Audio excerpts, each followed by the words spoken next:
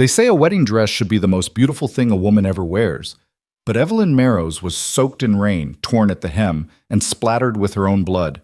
She wasn't walking down an aisle. She was running for her life. Through the Montana storm, with thunder drowning out her sobs, she fled the man who promised to love her but taught her only fear.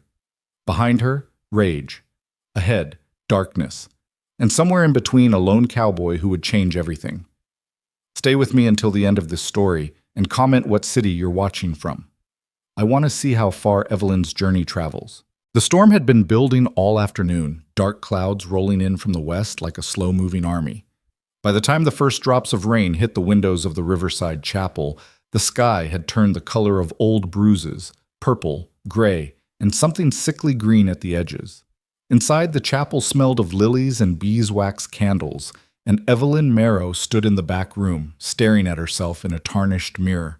The wedding dress had cost more than most families in Silver Creek earned in a month. White silk, hand-stitched lace, seed pearls sewn into the bodice like tiny tears frozen in fabric. It should have made her feel beautiful. Instead, it felt like a shroud. "You look perfect, darling." Her Aunt Martha fussed with the veil, her fingers trembling slightly.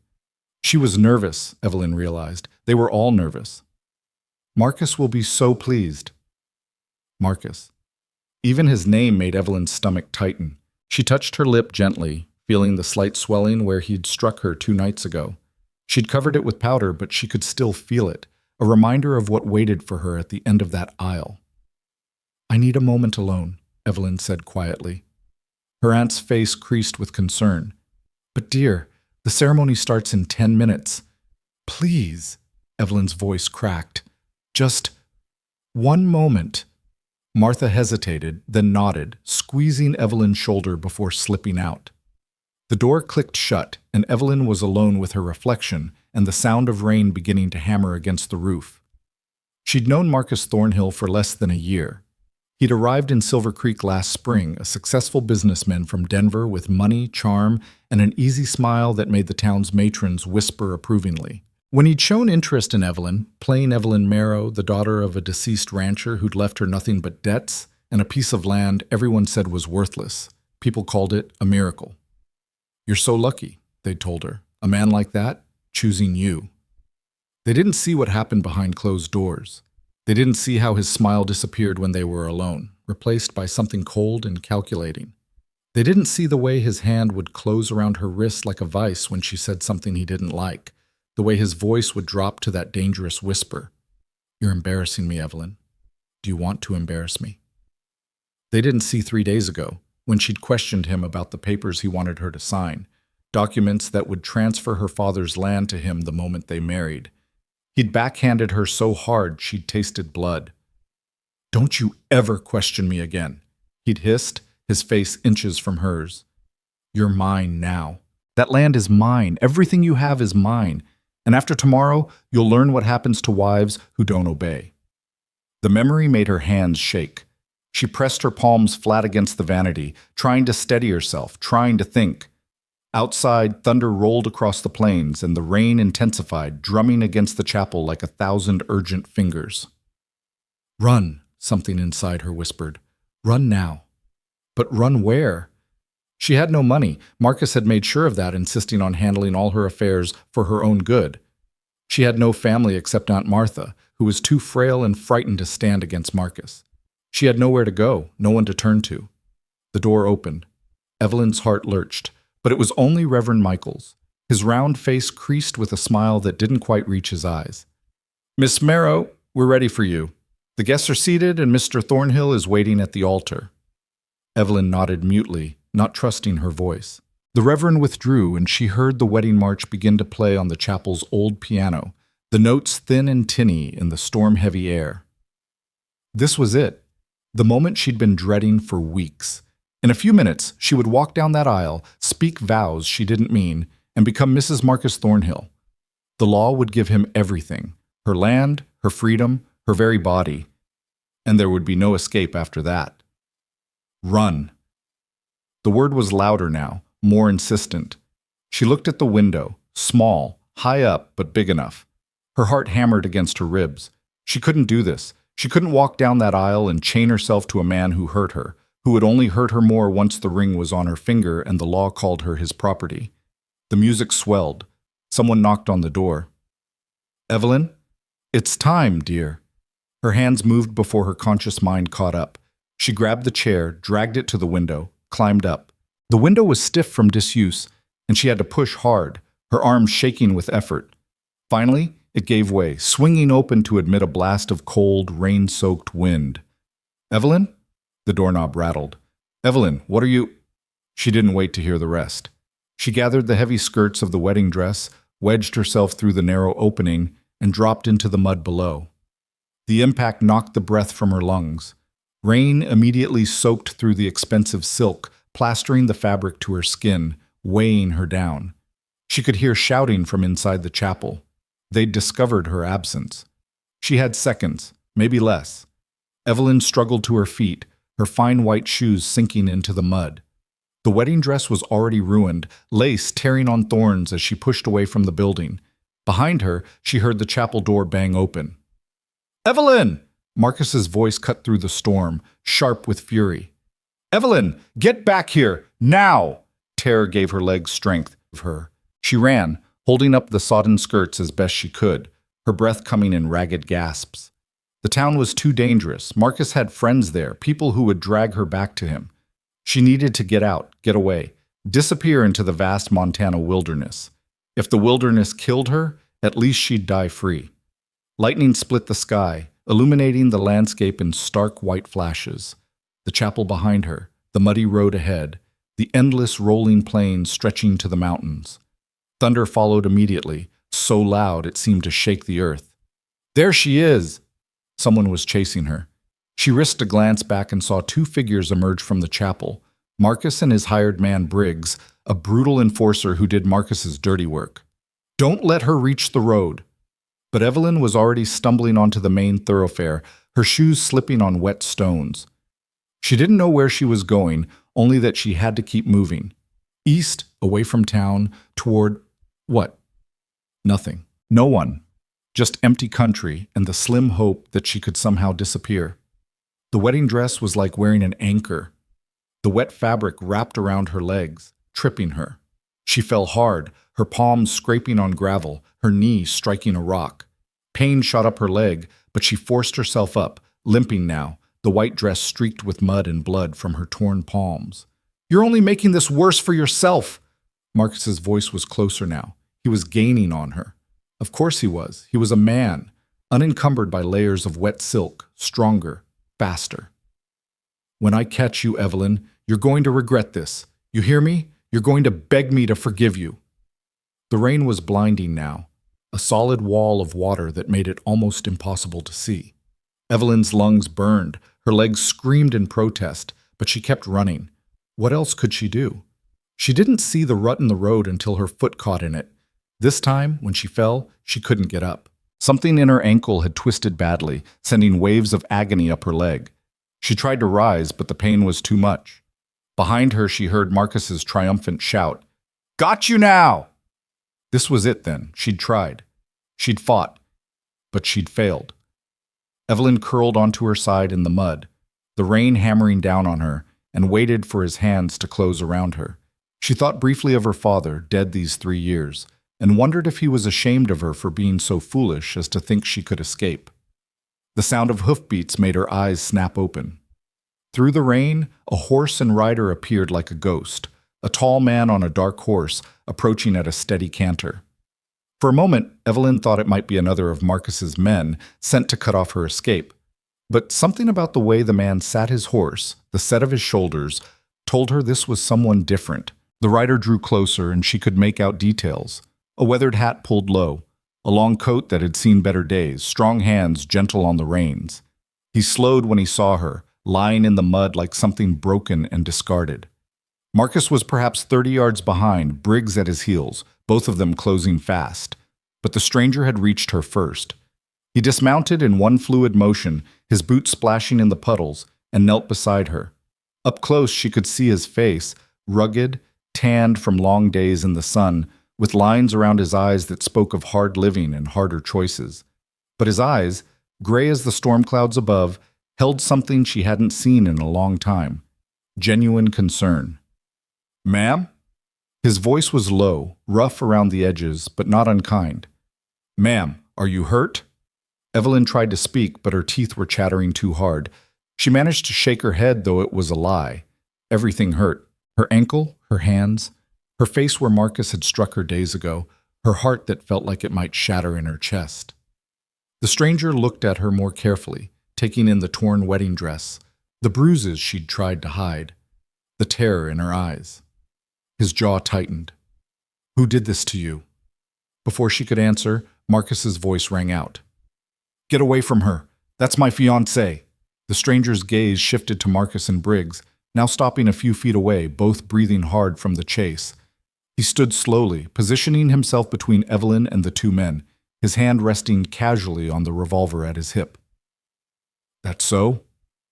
His tone was conversational, almost pleasant, but Evelyn saw the steel beneath it, the coiled readiness of a man who knew how to handle trouble.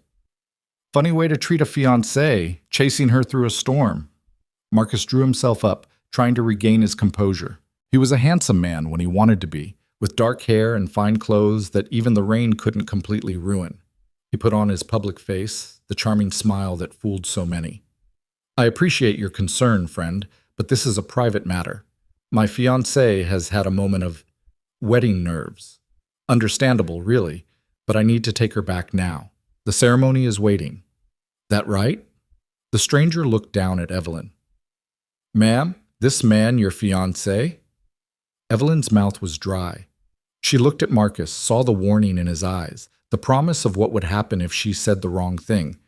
But then she looked at the stranger, at those steady gray eyes that seemed to see more than most people did, and something in her broke, or maybe it finally found the courage to speak. "I don't want to marry him," she whispered. Then louder, her voice shaking but clear. "I don't want to marry him. He hurts me. I was running away." The words hung in the air between them, simple and devastating. Marcus's face darkened. "She doesn't know what she's saying. She's hysterical, confused. She sounds pretty clear to me." The stranger's voice had gone cold. "Lady says she doesn't want to go with you. I reckon that's the end of it." "The end?"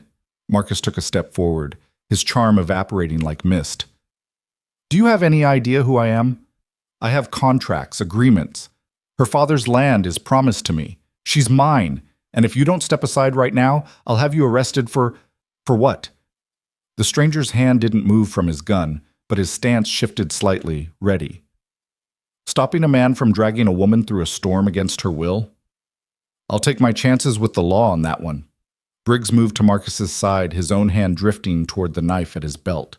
He was a big man, scarred and mean, the kind who enjoyed violence. "You're making a mistake, cowboy." "I've made plenty of mistakes in my life." The stranger's eyes never left Marcus. "This ain't one of them." The tension stretched out, brittle as glass. Evelyn held her breath, certain that at any moment violence would erupt, that she'd be responsible for this kind stranger's blood in the mud. Then, unexpectedly, Marcus stepped back. His face was a mask of barely controlled rage, but he was smart enough to recognize a fight he might not win. Not here, not now, not with a witness who wasn't intimidated by his money or his threats. "This isn't over," Marcus said softly, the words somehow more frightening than if he'd shouted. He looked past the stranger to Evelyn, and his smile was a terrible thing. "Evelyn, sweetheart, you're upset. I understand, but you're going to come back to me. Maybe not today, but soon. Because where else are you going to go? Who else is going to take care of you? You're nothing without me. You have nothing without me." He turned to the stranger. "And you, whoever you are, you just made an enemy. I promise you'll regret interfering. I'll try to lose sleep over it." The stranger's tone was dry. Marcus stared at him for a long moment, then jerked his head at Briggs. "Come on, we're going back, but this isn't finished." He looked at Evelyn one more time. "I'll be seeing you real soon, darling. Count on it." They turned and walked back toward town, Marcus's spine stiff with fury, Briggs looking back over his shoulder with a promise of violence in his eyes. The stranger waited until they were out of sight before holstering his gun and turning back to Evelyn. She was still lying in the mud, shivering so hard her whole body shook, the white dress now more gray than white, clinging to her like a second skin. "Can you stand?" he asked gently. She tried. She truly did. But when she put weight on her injured ankle, agony lanced through her leg, and she collapsed with a small cry of pain. Without a word, the stranger shrugged out of his long coat and draped it over her shoulders. It was warm from his body heat, smelling of leather and horses and wood smoke, and Evelyn clutched it gratefully, trying to stop her teeth from chattering. "Looks like you twisted that ankle pretty good." He knelt beside her again, his hand surprisingly gentle as he examined her foot through the ruined shoe. "You're soaked to the bone, hypothermia's setting in, and you can't walk. I got a cabin about 3 miles from here. It ain't much, but it's warm and dry. I can take you there, let you rest up, tend to that ankle."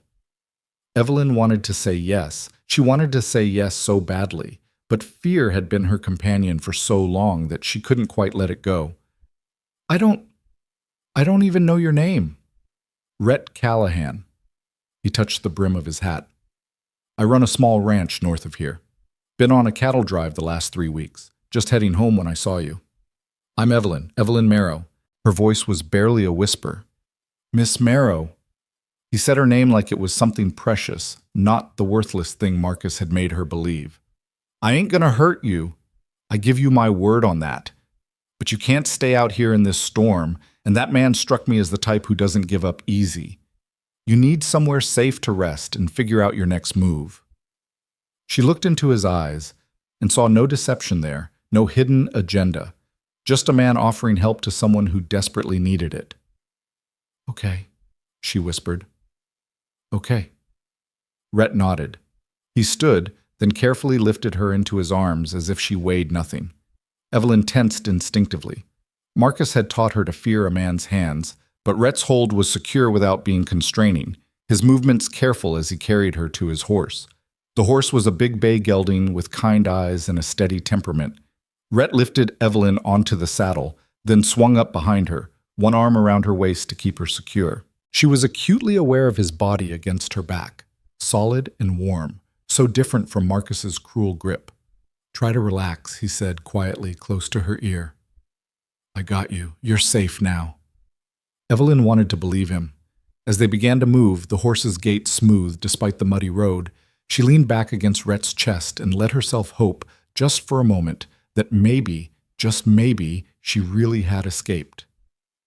The rain continued to fall as they rode away from Silver Creek, away from the chapel where her wedding should have been, away from Marcus and his fury. Rhett guided the horse with practiced ease, his body shielding Evelyn from the worst of the wind and rain.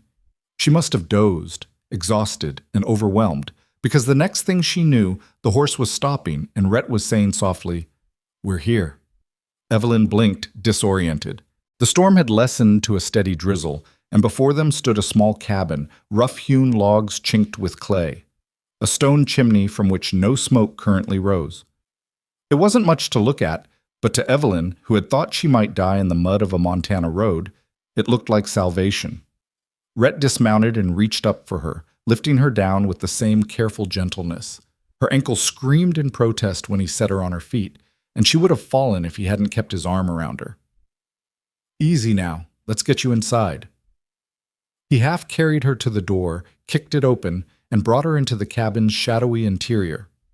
It was a single room, sparsely furnished, a bed in one corner, a rough table and chairs, a stone fireplace, shelves holding supplies. But it was dry, and when Rhett settled her into a chair near the hearth and began building a fire, warmth started to seep back into the space. Evelyn watched him work, his movements efficient and practiced.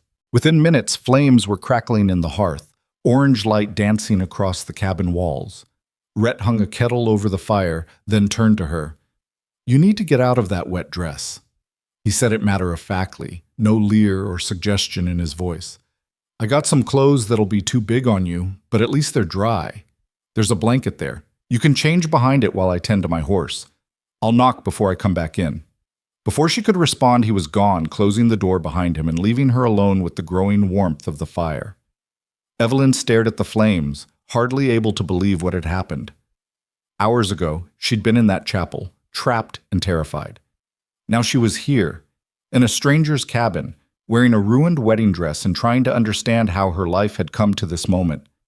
Her hands were still shaking as she struggled with the buttons of the dress, her fingers clumsy with cold and shock. The silk resisted her efforts, the wet fabric stubborn.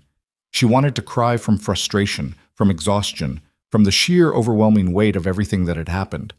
A soft knock on the door made her freeze. "Miss Marrow?" Rhett's voice came through the wood.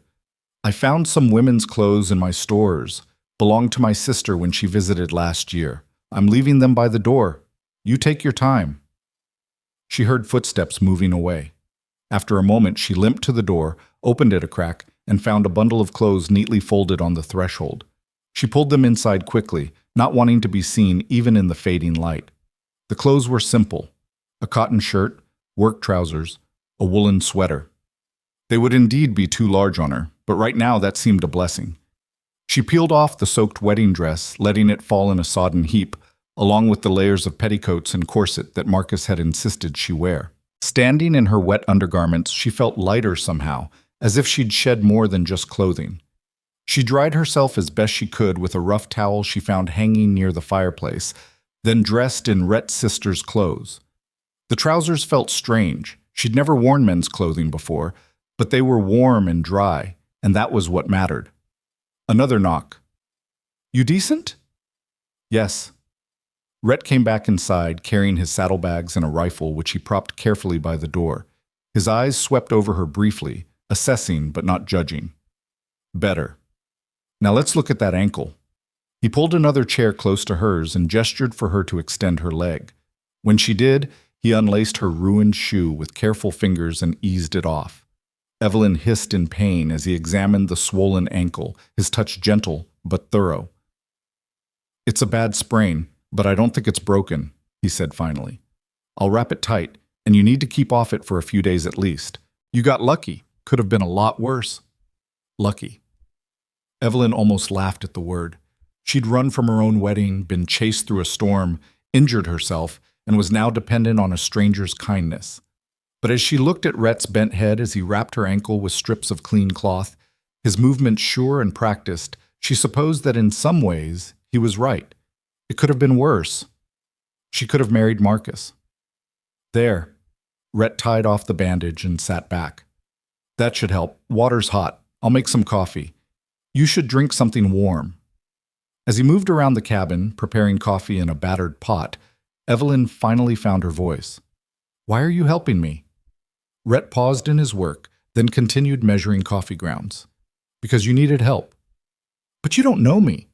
You don't know anything about me or my situation. I could be lying about everything. Maybe Marcus was telling the truth." "Was he?" Rhett's gray eyes met hers steadily. Evelyn looked away into the fire. No, he wasn't." She touched her lip unconsciously, the swelling still tender. "He hits me. He's been controlling, cruel. The land my father left me, it's all he really wants. I was trying to tell myself I could manage it, that after we were married things would get better, but you knew they wouldn't," Rhett finished quietly. "I've seen men like him before. They don't get better. They get worse once they think they own you."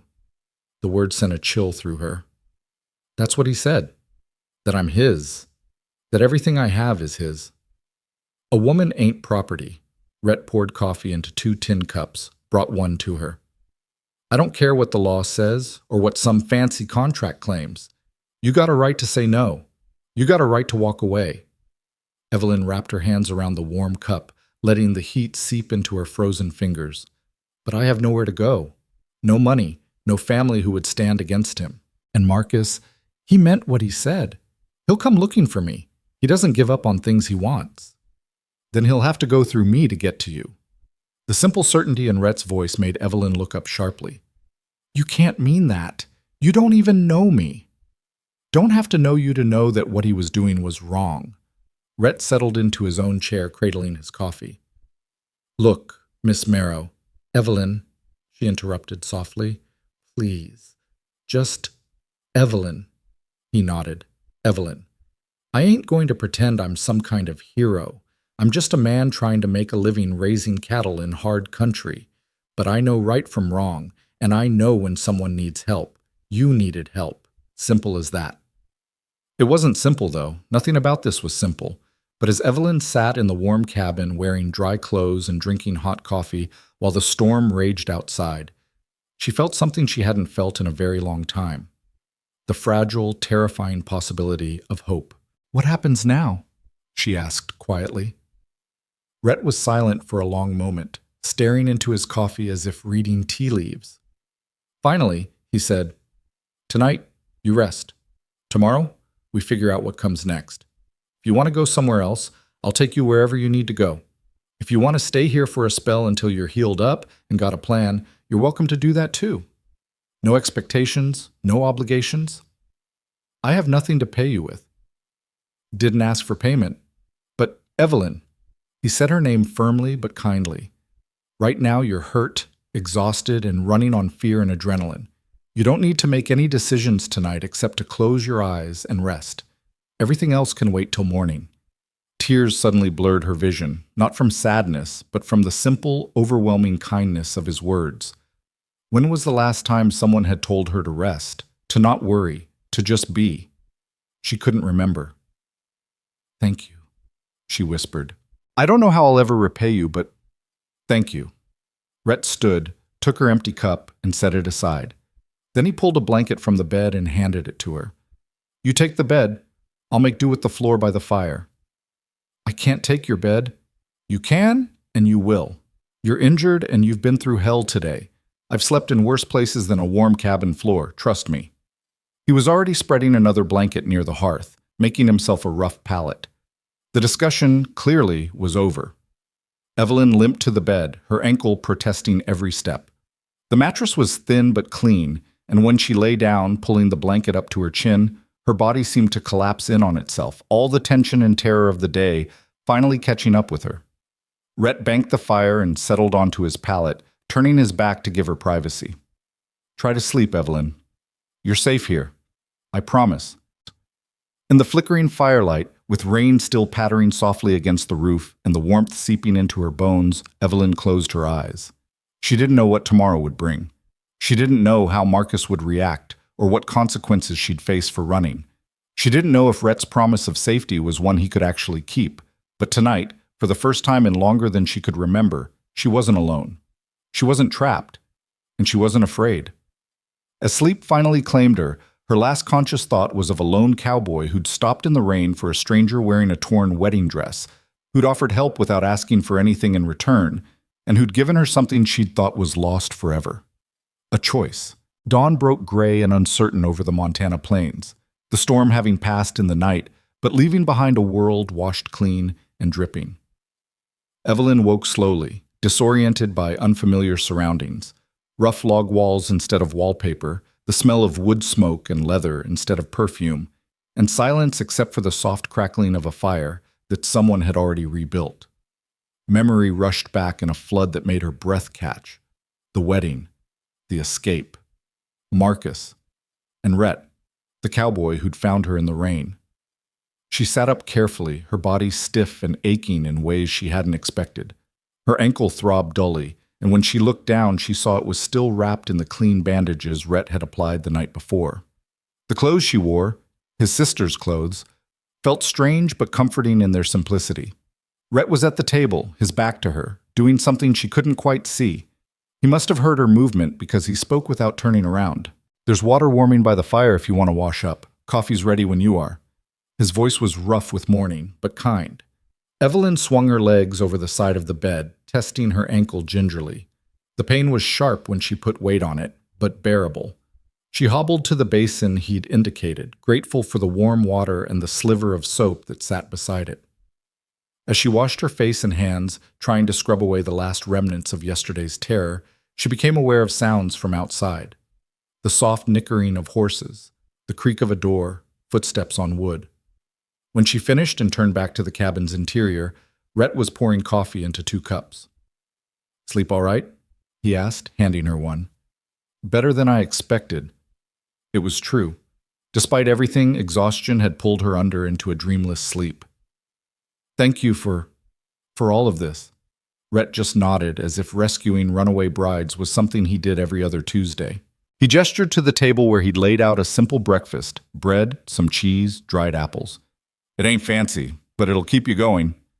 They ate in companionable silence for a few minutes, Evelyn trying not to wolf down the food despite the fact that she couldn't remember the last time she'd eaten. Yesterday morning, maybe? Before the wedding that never was. The bread was dense and hearty, the cheese sharp and good. Simple food, but it tasted like freedom. Finally, Rhett set down his coffee cup and looked at her directly. We need to talk about what comes next. That man, Marcus, he's going to come looking for you. Man like that doesn't let go of what he thinks belongs to him without a fight. The food turned to ash in Evelyn's mouth. She'd known this was coming, had felt it hanging over her like a sword, but hearing it spoken aloud made it real again. I know, I don't know what to do, where to go. You got any kin? Anyone who'd take you in? Evelyn shook her head. My parents are both dead. I have an aunt in Silver Creek, but she's elderly and frightened of Marcus. She wouldn't stand against him. And even if she would, he'd find me there immediately. Friends? Another shake of her head.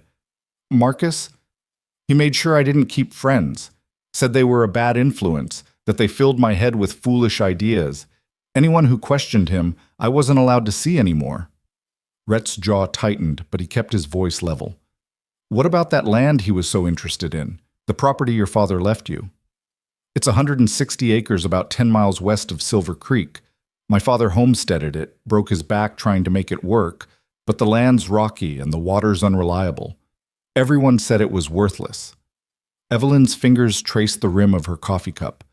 But about 6 months ago, there were rumors. A mining company came through, doing surveys. People started saying there might be silver deposits in those hills. That's when Marcus started courting me. So he doesn't want you. He wants the land. The bluntness of it stung, even though Evelyn knew it was true. Yes, he had papers drawn up, contracts that would transfer the deed to him once we married. I tried to read them, but the legal language was complicated, and when I asked questions, she touched her lip again, that habitual gesture. He hit you. Yes. The word was barely a whisper. He said a wife doesn't question her husband's business decisions, that I should be grateful he was willing to marry me at all, plain as I am, with nothing to offer but a piece of worthless dirt. Rhett's expression darkened. That man's a fool, then, and a cruel one. He was quiet for a moment, thinking. Those papers you mentioned, you signed them yet? No, he wanted me to sign them after the ceremony as part of the wedding celebration, in front of witnesses so it would be legal and binding. So legally, the land's still yours. Technically, yes, but Marcus has been managing my affairs. He convinced me to give him power of attorney months ago, said it was to help me with the property taxes and such. I was stupid. You weren't stupid, Rhett interrupted firmly. You were trusting. There's a difference. He took advantage of that trust, which makes him the villain in this story, not you. Evelyn felt tears prick her eyes at his words. How long had it been since someone had spoken to her with such straightforward respect? Even so, I don't know what legal standing I have now, and Marcus has money, lawyers. I have nothing. You have yourself. That counts for more than you think. Rhett stood, moved to the window, looked out at the gray morning. Here's what I'm thinking. You stay here for now, just a few days, till that ankle's healed enough for you to move around better. Gives you time to think, to plan. In the meantime, I'll ride into Silver Creek, see what folks are saying, maybe talk to the land office about your deed. Alarm shot through Evelyn. No, you can't. If Marcus sees you, if he knows you're helping me, he already knows I helped you. Might as well get some use out of being his enemy. Rhett's tone was dry. Besides, I can be discreet when I need to be. Marcus Thornhill might have money, but I've been in these parts longer than he has. I know people he doesn't. It's too dangerous. So, is you staying in the dark about your own legal situation? He turned from the window to face her. Evelyn, you got 3 choices as I see it. 1, you run. Head to another territory, try to start over with nothing. 2, you hide, but hiding's just slow running. Eventually you get found. Or 3, you stand your ground. You figure out what you legally own, what rights you got, and you fight for them. I can't fight him. He's too powerful. Maybe, but Maybe he's not as powerful as he wants you to think. Bullies often aren't. Rhett crossed his arms. I ain't saying it'll be easy. I ain't saying there's no risk. But seems to me you already took the hardest step when you ran out that window yesterday. Everything else is just details. Evelyn wanted to believe him. God, how she wanted to believe him. But fear was a habit she'd learned too well. Why would you risk yourself for me?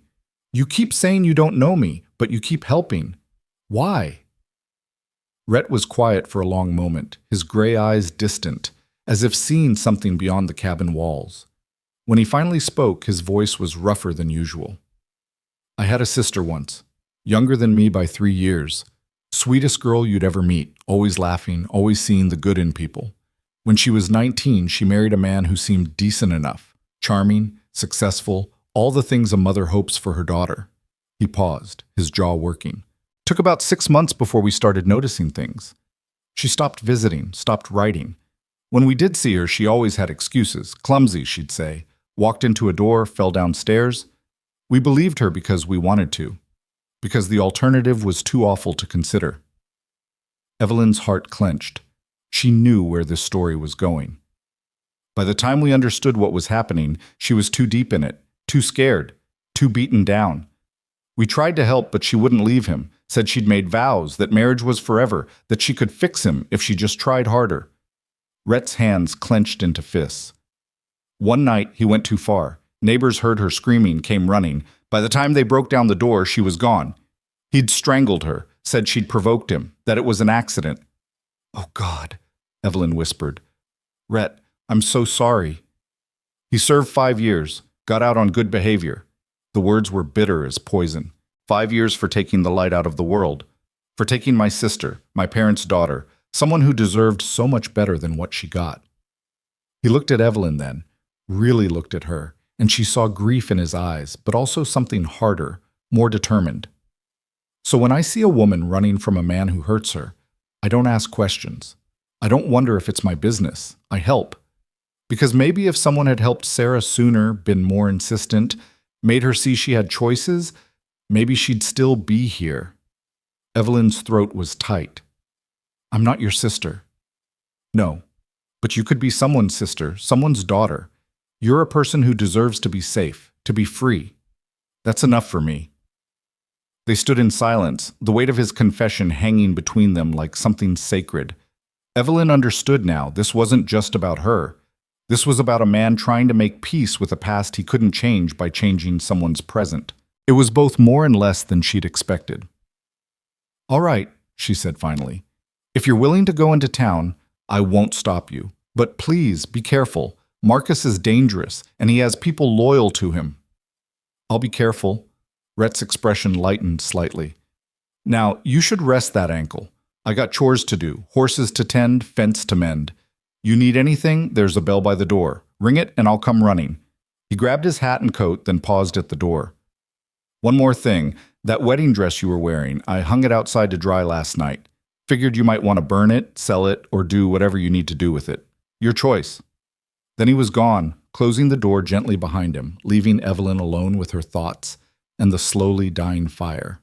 She moved to the window, watching as Rhett walked to the small barn, his stride easy and confident. He disappeared inside, and moments later she heard the sound of a horse whinnying, the murmur of his voice as he spoke to the animals. There was something comforting about the ordinary sounds of ranch life, so different from the stifling atmosphere of Marcus's house, where every sound had made her flinch. The wedding dress hung from a line stretched between two posts, looking forlorn and strange in the morning light. The once pristine white silk was stained with mud, torn at the hem, a ghost of what it was supposed to represent. Evelyn stared at it for a long time, feeling nothing but a distant relief. She'd destroyed a fortune in that dress last night, money Marcus had spent to make her look like the perfect bride. Good. Let it rot in the Montana wind. She spent the morning moving around the cabin slowly, learning its spaces, finding where Rhett kept things. It was a bachelor's home, sparse and practical, but clean and well organized. There were books on a shelf, mostly about ranching and animal husbandry, but also a few novels, their spines cracked from repeated reading. She pulled one down, a copy of Ivanhoe, and settled into the chair by the fire to read. But her mind kept wandering. What was happening in Silver Creek right now? Was Marcus tearing the town apart looking for her? Was Aunt Martha worried sick? And what would happen when Marcus eventually found her? Because he would find her, she had no illusions about that. He'd been clear yesterday that he considered this a temporary setback, not a defeat. Around noon, Rhett came back in, stamping mud from his boots. "How's the ankle?" "Better, I think. Still sore, but not as swollen." "Good. Keep off it as much as you can today." He moved to the stove, began preparing a simple lunch: beans and bacon, more bread. As he worked, he spoke casually, as if discussing the weather. "I'm planning to ride into Silver Creek this afternoon. Should be back before dark. There's food enough here if you get hungry, and the rifle by the door is loaded if you need it. You know how to shoot?" "My father taught me when I was young. I'm not an expert, but I can hit what I aim at mostly." "Good enough. I don't expect trouble, but it doesn't hurt to be prepared." He paused in his cooking. "If anyone comes to the door while I'm gone, don't open it, don't answer, just wait for me to get back." "You think Marcus will find this place?" "Not today. Maybe not ever, depending on how smart he is. But better safe than sorry." They ate together, and Evelyn found herself studying Rhett when he wasn't looking. He was probably in his early 30s, with the weathered look of a man who spent his life outdoors. Not handsome in the conventional sense, his features were too rough, his face too lined, but there was something solid about him, something dependable. He moved with the economy of someone used to hard work, and he spoke with the directness of someone who didn't waste words. He was, she realized, the opposite of Marcus in almost every way. Where Marcus was charming and smooth, Rhett was plain-spoken. Where Marcus made grand gestures and empty promises, Rhett offered simple help and kept his word. Where Marcus had used his hands to hurt, Rhett had used his to heal. After lunch, Rhett saddled his horse and prepared to leave. Evelyn watched from the doorway, her weight resting mostly on her good foot. "What will you tell people if they ask about me?" she said. "In town, I mean." Rhett considered this as he checked his saddle straps. "Depends who's asking. Most folks, I'll say nothing at all, none of their business. If it's someone I trust, might mention I'm making inquiries on behalf of a friend. The land office, I'll just say I'm interested in property records for the western parcels. Nothing that leads back to you directly. And if you run into Marcus, then I'll be polite and unhelpful in that order." He swung into the saddle with practiced ease. "Don't worry, Evelyn. I've dealt with men like Marcus before. I know how to handle myself." She wanted to tell him to be careful again, but she'd already said it once, and repeating it would just reveal how frightened she was. So instead, she said, "Thank you. For everything." He touched the brim of his hat in acknowledgement, then urged his horse forward. Evelyn watched until he disappeared down the trail that led away from the cabin, swallowed by the rolling hills and scattered pines. Then she was alone. The afternoon stretched out long and quiet. Evelyn tried to read, but her mind wouldn't focus on the words. She paced as much as her ankle would allow, then forced herself to sit still.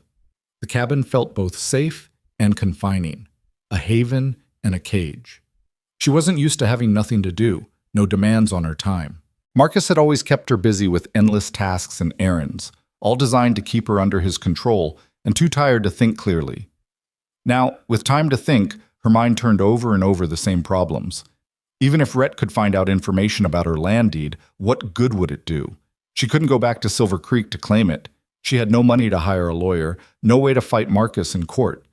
And even if by some miracle she could legally hold on to the property, Marcus would find other ways to make her life impossible. He was vindictive, and he didn't forget slights. Maybe running was the only real answer. Head to California, or maybe north to Canada. Start over with a new name, a new life. But the thought filled her with despair. Why should she have to give up everything because of one man's cruelty? Why should he get to keep what was rightfully hers? The sun was lowering toward the horizon when she heard hoofbeats approaching. Evelyn's heart leapt into her throat. She grabbed the rifle from beside the door, checked that it was loaded as Rhett had said, and positioned herself away from the window where she could see the door but wouldn't be immediately visible to anyone entering. The horse stopped outside. Footsteps on the porch. A knock. "Evelyn? It's me, Rhett." Relief flooded through her so intensely her knees went weak. She set the rifle aside and opened the door. Rhett stood there, his expression grim, and she knew immediately that the news wasn't good. "What happened?" she asked as he came inside. He removed his hat, ran a hand through his dark hair. "Town's in an uproar. Marcus has half of Silver Creek out looking for you. He's telling everyone you had some kind of breakdown, that you're sick and confused, that he's desperately worried about your well-being." "Of course he is," Evelyn said bitterly. "Playing the concerned fiancé. He's put up a reward. $50 to anyone who brings information about your whereabouts." Rhett's jaw was tight. $50 is a lot of money around here. People who normally wouldn't look twice are suddenly very interested in finding you. Evelyn's stomach dropped. "Then it's only a matter of time before someone figures out I'm here." "Maybe, maybe not. I was careful, and this place is remote enough. But it does mean we need to move faster than I'd hoped." He pulled a chair out, sat heavily. "I went to the land office, like I said. Your deed is recorded and legitimate. The property's in your name, free and clear. Your father paid it off before he died." "That's good news, isn't it?" "It would be, except Marcus has been busy. He filed a claim with the territorial court, saying you're mentally unfit to manage your own affairs and requesting guardianship. If the court grants it, he gets control of everything you own, including the land." Evelyn felt the walls closing in. "Can he do that? Just declare me insane?" "He's got doctors willing to sign statements. Got your Aunt Martha saying you've been acting strangely, forgetting things, having episodes." Rhett's expression was disgusted. "It's all lies, of course, but if there's no one to contradict him, the court might believe it. Especially since you ran away from your own wedding, he's using that as evidence of mental instability." "This is insane," Evelyn laughed, a bitter sound. "The real insanity is that the law would give a violent man control over the woman he's been abusing. I know, it ain't right, but that's how the system works. A woman's word against a man's, especially a man with money and influence." He shook his head. "You need a lawyer, someone willing to fight this." "I told you, I don't have money for a lawyer." "There's a man in Helena, name's Edmund Garrett. He's got a reputation for taking on cases other lawyers won't touch, especially cases involving women's rights. I sent him a telegram this afternoon, explained the situation in general terms. He wired back that he'd be interested in hearing more." Hope flickered in Evelyn's chest, fragile as a candle flame. "Why would he help me without payment?" "Because some people still believe in justice more than money." Rhett pulled a folded paper from his pocket. "I wrote down everything you told me about the situation, about Marcus, the abuse, the land, the contracts. If you're willing, I can send this to Garrett. Let him decide if there's a case worth fighting." Evelyn took the paper, unfolded it. Rhett's handwriting was surprisingly neat, the words laying out her nightmare in stark, clear prose. Seeing it written down made it real in a way it hadn't been before. This was her life. This was what she was fighting against. "If I do this," she said slowly, "if I fight him in court, Marcus will destroy me. He'll drag my name through the mud, make up lies, turn everyone against me." Probably. What Rhett's honesty was brutal but somehow comforting. "He'll do everything he can to discredit you, to make you seem like the villain in this story. It won't be easy or pleasant. But if I don't fight? Then he wins. He gets your land, your money, everything you have, and he'll spend the rest of his life knowing he broke you." Rhett leaned forward, his eyes intense. "I won't lie to you, Evelyn. This is going to be hard. But hiding for the rest of your life, always looking over your shoulder, always afraid, that's hard too. At least if you fight, you got a chance. At least you go down swinging." Evelyn thought of her father, who'd broken his back trying to make that land work, who'd built something out of nothing through sheer stubborn will. She thought of Marcus's hands around her wrists, his voice in her ear telling her she was nothing, worthless, lucky he'd even look at her. She thought of yesterday, running through the rain in a torn wedding dress, certain she was going to die. And she thought of Rhett's sister, Sarah, who'd died because she couldn't find a way out, who'd believed the vows she made were more important than her own life.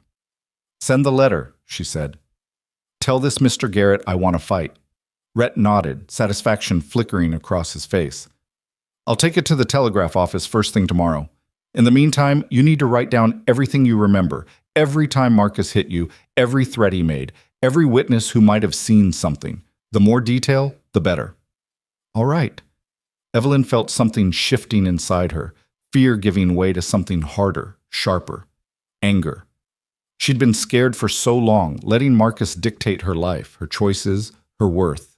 Maybe it was time to stop being scared and start being angry instead. They spent the evening working by lamplight, Evelyn writing out her testimony while Rhett prepared dinner and tended to his evening chores. The words came hard at first, each memory a small violence she had to relive. But as she wrote, she found a strange kind of relief in documenting it all. These weren't just scattered bad memories anymore. They were evidence. They were proof that she wasn't crazy, wasn't imagining things, wasn't overreacting like Marcus always claimed. When she finally set down the pen, her hand cramping from the effort, she had 5 pages of close written testimony. Rhett read it over carefully, his expression growing grimmer with each page. "This is good," he said finally. "Detailed, specific. This is exactly what Garrett needs. Will it be enough? I don't know, but it's a start." He folded the pages carefully, added them to his earlier letter. "I'll get this sent tomorrow, then we wait to hear back." That night, as Evelyn lay in Rhett's bed once again and listened to him settle onto his pallet by the fire, she felt different than she had the night before. Still scared, still uncertain, but also determined. She'd spent so long being a victim that she'd forgotten she could be anything else. But maybe, with help, with someone willing to stand beside her instead of over her, she could be something more. A fighter, a survivor, a woman who refused to be broken. In the darkness, she heard Rhett's quiet voice. "Evelyn, you still awake?" "Yes." "Whatever happens, whatever comes next, you did the right thing, running yesterday. It took courage. It didn't feel like courage. It felt like terror. Sometimes courage is just terror that keeps moving forward anyway." A pause. "Sleep well. Tomorrow we start fighting back." And for the first time since she'd agreed to marry Marcus Thornhill, Evelyn felt something like hope. 3 days passed in a strange rhythm that felt both rushed and suspended in time. Rhett rode out each morning to send telegrams, gather supplies, and keep his ear to the ground about Marcus's movements. Each evening he returned with news, none of it particularly encouraging. Marcus had expanded his search, sending men to neighboring towns, questioning anyone who might have seen a woman matching Evelyn's description. The reward had increased to $75, a sum that would feed a family for months. But there was also good news. Edmund Garrett, the lawyer from Helena, had responded with interest and was making arrangements to travel to Montana within the week. He believed, based on Evelyn's testimony, that there was sufficient evidence to fight Marcus's guardianship claim and potentially bring charges of assault and coercion. It wasn't a guarantee, but it was more hope than Evelyn had dared to feel. Her ankle was healing well under Rhett's careful attention. By the 3rd day, she could walk without limping too badly, though he still insisted she not overdo it. The forced rest gave her time to think, to plan, and to watch the man who'd saved her go about his daily life with quiet competence. Rhett Callahan was unlike any man she'd known. He rose before dawn and worked until after dark, tending his small herd of cattle, mending fences, chopping wood, maintaining the cabin and barn with the kind of steady persistence that spoke of a life built on self-reliance. He didn't talk much, but when he did, his words carried weight. He never made her feel like a burden, never suggested that helping her was an inconvenience, though she knew it must be costing him in both time and potential danger. On the morning of the 4th day, Evelyn woke to find Rhett already gone and a note left on the table in his careful handwriting. "Riding to check the north pasture. Should be back by noon. Stay inside. R." She made coffee, tidied the cabin, though it hardly needed it, and tried to settle her restless energy with reading. But the words swam before her eyes, her mind too full of worry to focus. What if Garrett couldn't help? What if Marcus found her before the lawyer arrived? What if the court believed Marcus's lies about her mental state? Around mid-morning, she heard something that made her freeze. Hoofbeats. Multiple horses, coming fast. Her first thought was that Rhett had returned early, but the sound was wrong. Too many riders, moving with purpose rather than the easy pace of a lone cowboy. She moved quickly to the window, staying back from the glass where she wouldn't be seen, and peered out. 3 men on horseback were approaching the cabin. Even from a distance, she recognized the lead rider's expensive coat and the cold set of his shoulders. Marcus. And with him were Briggs and another man she didn't recognize, someone with a marshal's badge glinting on his chest. Terror flooded through her system, sharp and chemical. They'd found her. After all Rhett's precautions, all the careful planning, Marcus had found her. She grabbed the rifle from beside the door, her hands shaking so badly she nearly dropped it. Her mind raced through options. She could hide, but where? The cabin was small, with few places to conceal herself. She could run, but her ankle wasn't strong enough yet for a sustained flight, and they'd run her down within minutes. She could shoot, but there were 3 of them, and she wasn't confident enough in her marksmanship to take on multiple armed men. The horses stopped in front of the cabin.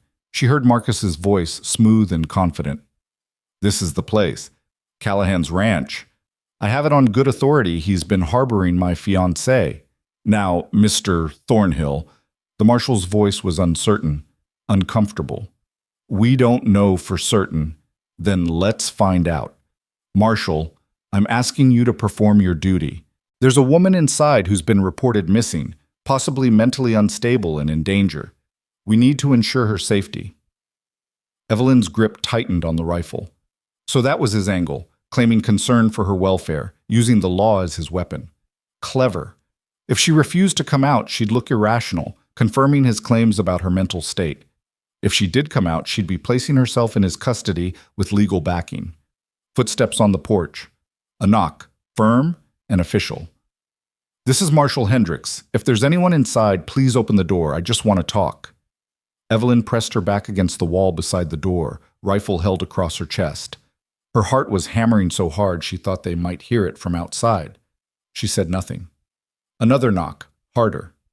"Ma'am, I know you're in there. Mr. Thornhill here says you're his fiancé, that you've been missing for several days. He's worried about you. We all are. Please, just open the door so we can make sure you're all right." Still, she remained silent, her mind working frantically. Where was Rhett? How long until he returned? Could she hold them off until then? Marcus's voice now, pitched to carry through the door, dripping with false concern. "Evelyn, sweetheart, it's me. I'm not angry, I promise. I know you were frightened, confused. The wedding, all those people, it must have overwhelmed you, but we can work through this together. Just come out, come home. Let me take care of you like I promised." The words made her skin crawl. She could picture him out there putting on his performance for the marshal, the worried fiancé desperate to rescue his troubled bride-to-be. No mention of the bruises he'd given her, the threats he'd made, the control he'd exerted over every aspect of her life. "I'm going to count to 3, Marshal Hendricks said, authority creeping into his tone. "If you don't open this door, I'll have to break it down. I have legal authority here, ma'am. I'm trying to be respectful, but I will do my duty." 1. Evelyn's mind raced. If they broke down the door and found her armed, they could claim she was dangerous, violent. More evidence for Marcus's claims about her mental instability. 2. She looked around desperately, seeking any alternative, any way out of this trap. 3. The door shuddered as someone, probably Briggs, hit it with his shoulder. The wood groaned but held. Another impact, harder. The door wouldn't last much longer. And then, cutting through the sound of splintering wood, came another voice. Rhett's voice, hard as iron and cold as winter. "That's far enough." Evelyn's breath caught. Through the window, she saw him sitting his horse about 20 yards away, perfectly still, one hand resting on his thigh near his holstered revolver. He must have circled around when he heard the commotion, approaching from an angle that gave him the tactical advantage. Marcus spun to face him, his expression flickering between anger and calculation. "Callahan, I should have known. You've been hiding her, haven't you? Sheltering a mentally unstable woman, keeping her from her family and those who care about her." Funny definition of care you got there. Rhett's voice was conversational, but Evelyn could hear the steel beneath it. "Last I saw, men who care about women don't chase them through storms or hire marshals to drag them back against their will." Marshal Hendricks stepped forward, clearly uncomfortable with the situation he'd been pulled into.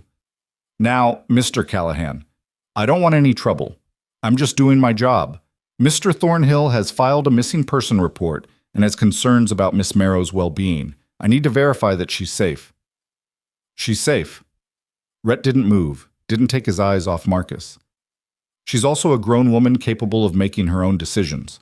If she doesn't want to see you, that's her choice, not yours to override. The law doesn't see it quite that way, Marcus said smoothly, especially when there are questions about mental competency. I have doctor's statements, Marshal. Show him. Hendricks reluctantly pulled papers from his coat. Mr. Thornhill has affidavits from 2 physicians stating that Miss Marrow has been exhibiting signs of mental instability, confusion, paranoia, violent outbursts. He's petitioning for temporary guardianship to ensure she receives proper care.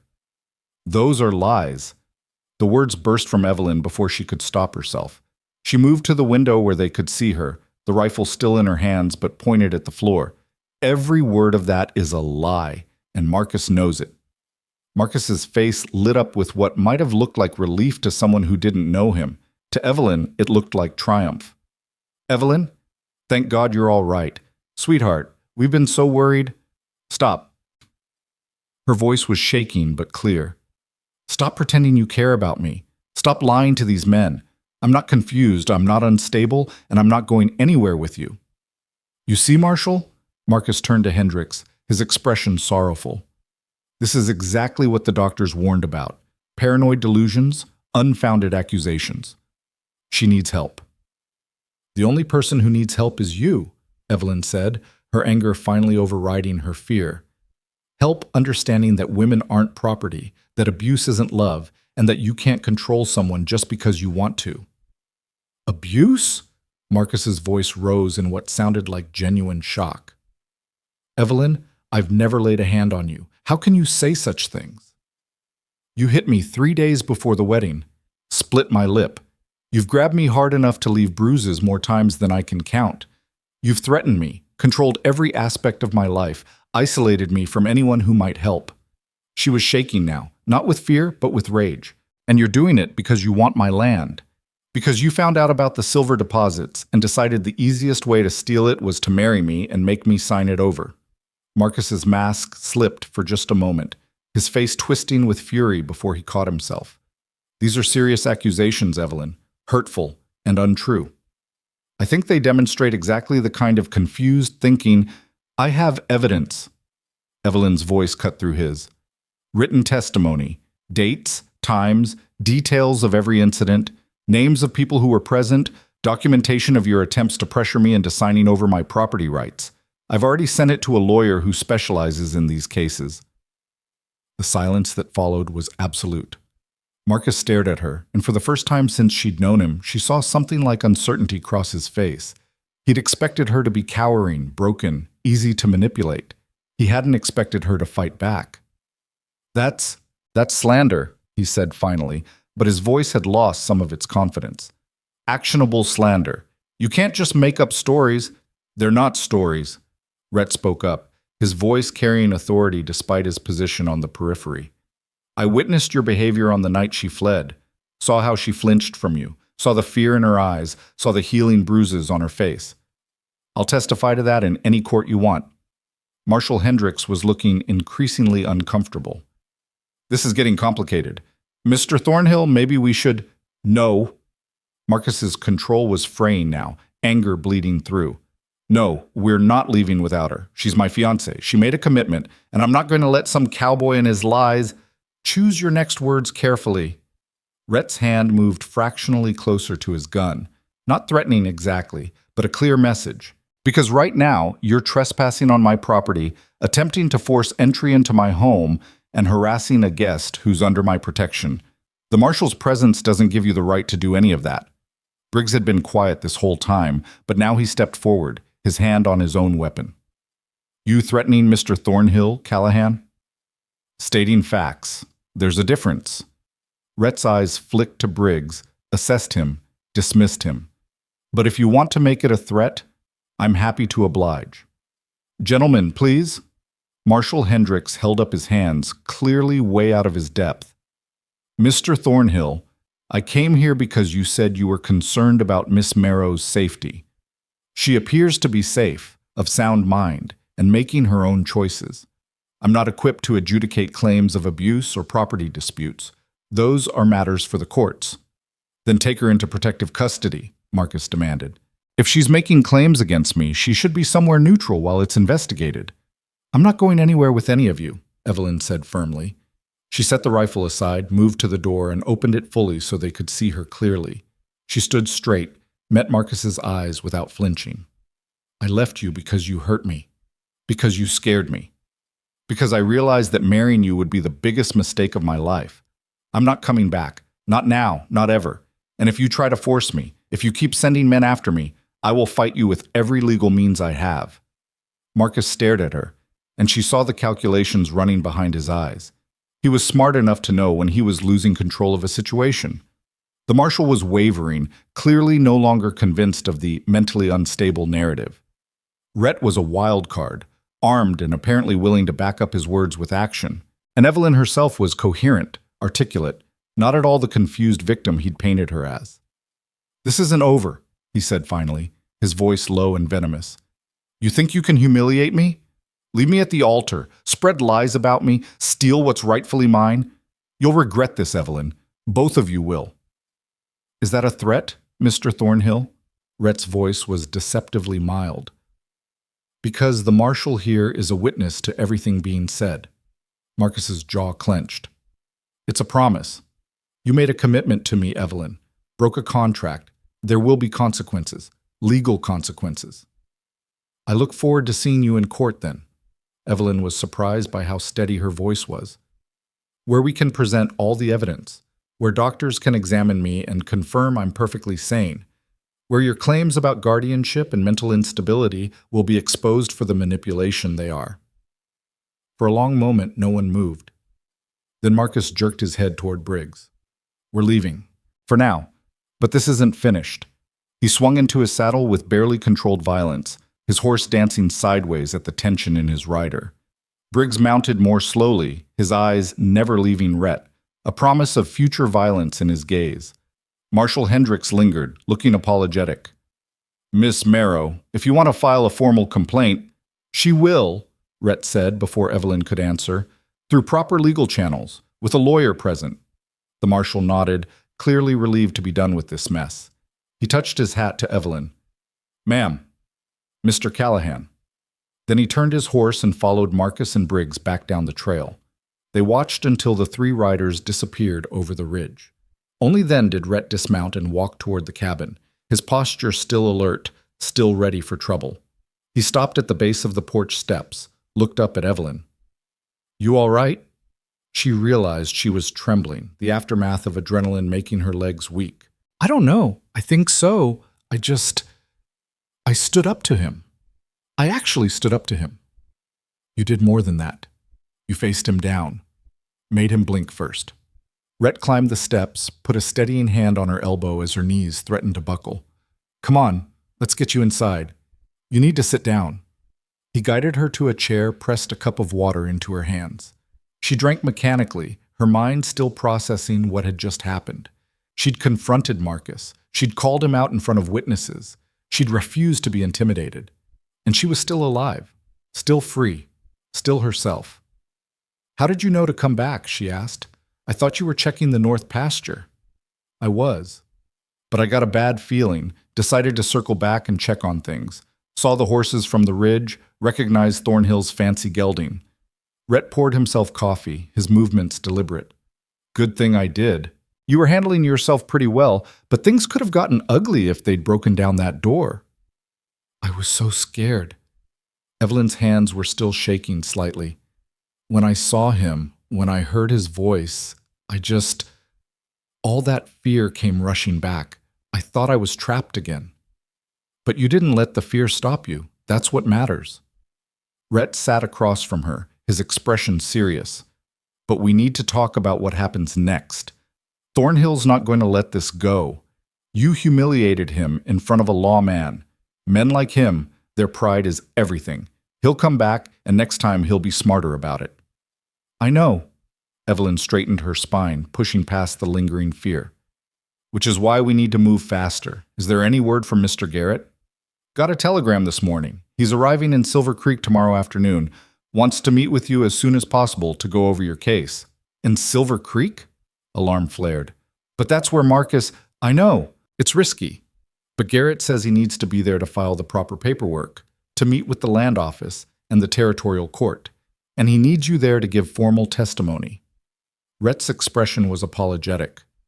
I know it's asking a lot, but if you want to fight this legally, you have to do it in the open. Hiding out here won't solve anything long term. Evelyn knew he was right. She'd been safe here, protected, but it was a temporary solution. If she wanted to truly reclaim her life, she had to face Marcus on legal ground, with the law on her side instead of his. All right, she said, and was pleased to hear her voice come out firm. I'll do it.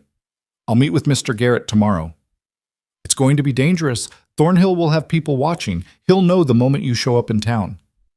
Then we'll need to be smart about it. Evelyn's mind was already working through possibilities. Is there a way to get into Silver Creek without being seen? A back road, maybe?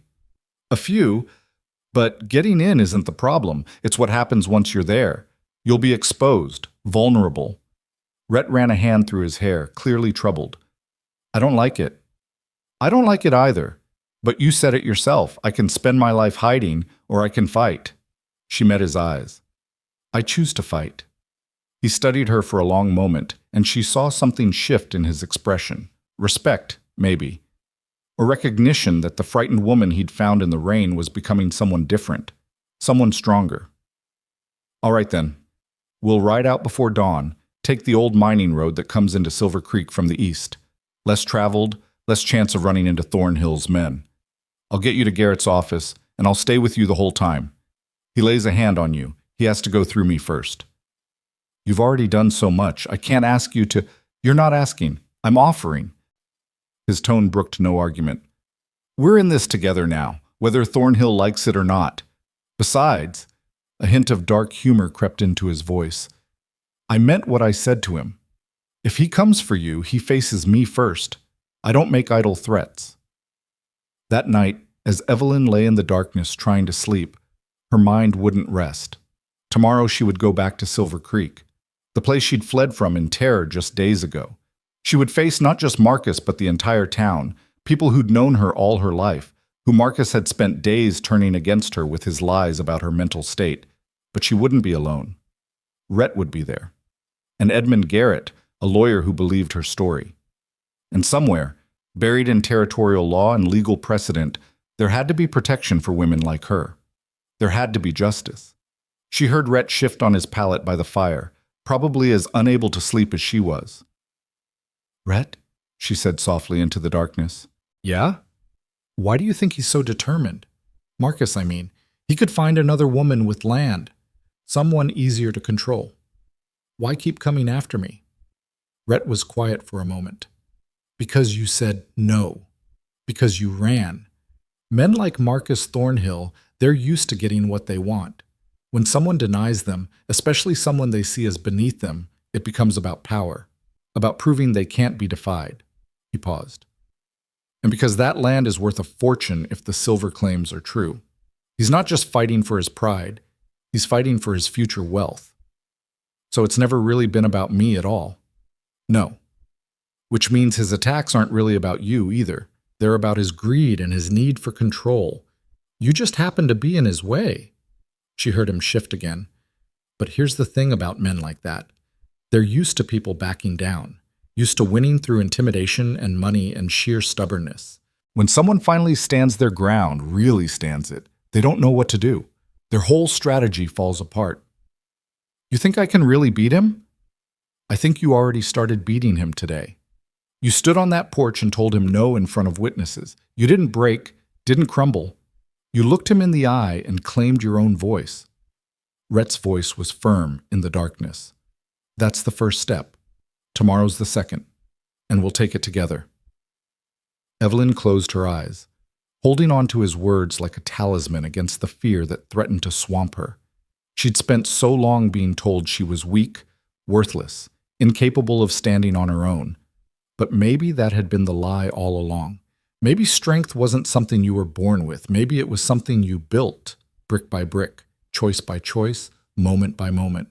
Tomorrow, she would find out. They left in the pre-dawn darkness, the world still caught between night and morning, everything rendered in shades of blue and gray. Evelyn rode behind Rhett on his bay gelding, her arms wrapped around his waist for balance, her heart hammering against her ribs with each mile that brought them closer to Silver Creek.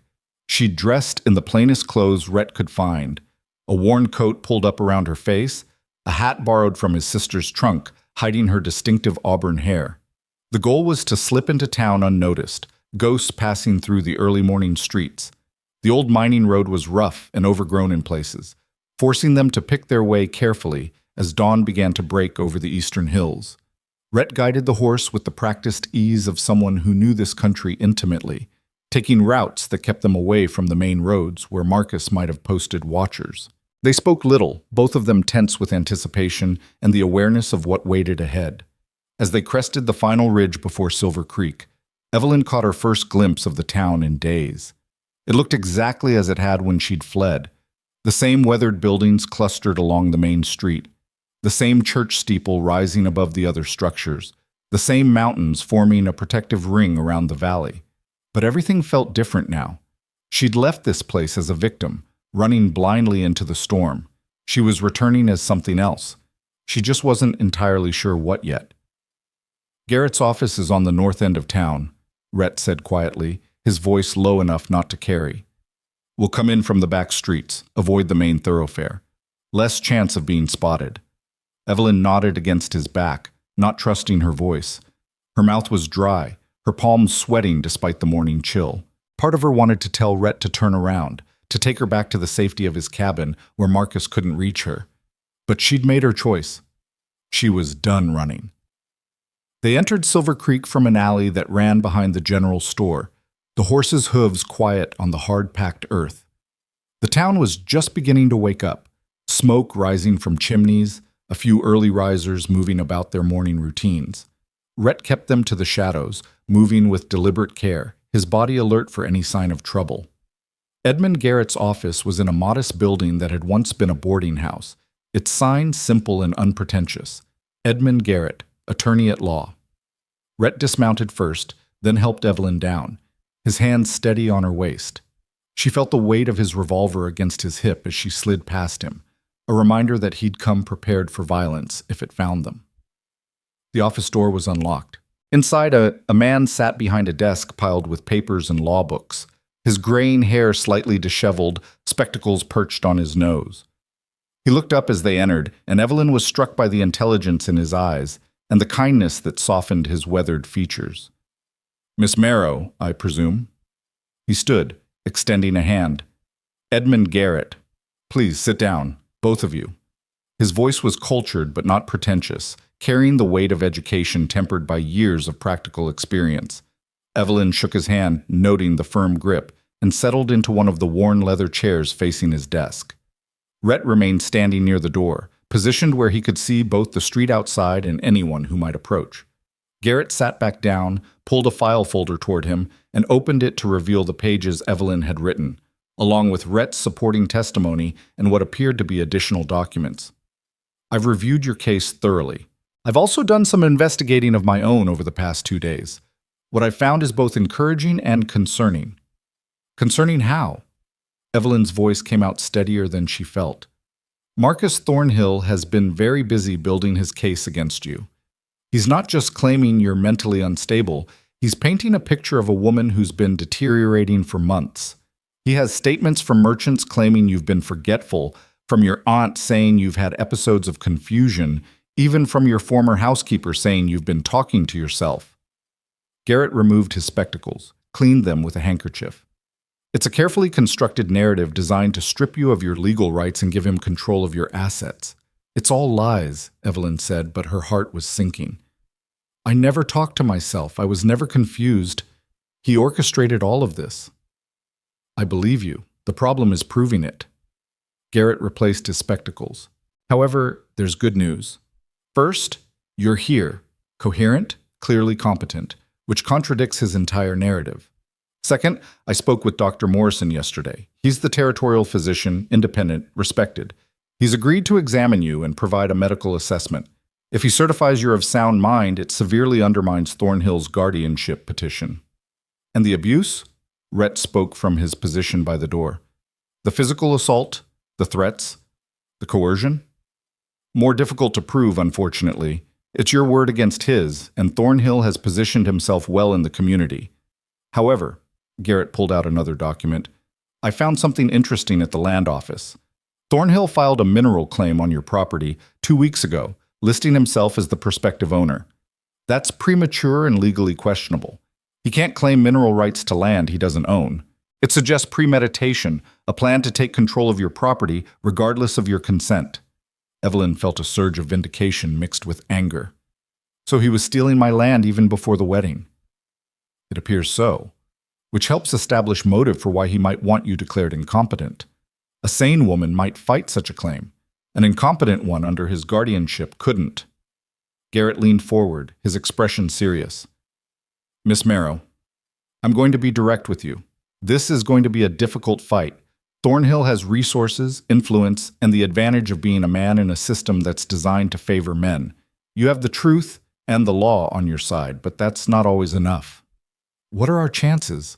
Rhett asked the question Evelyn was afraid to voice. If we can get Dr. Morrison's certification, if we can demonstrate Thornhill's financial motive, if we can find even 1 or 2 witnesses willing to contradict his claims. Maybe 50-50.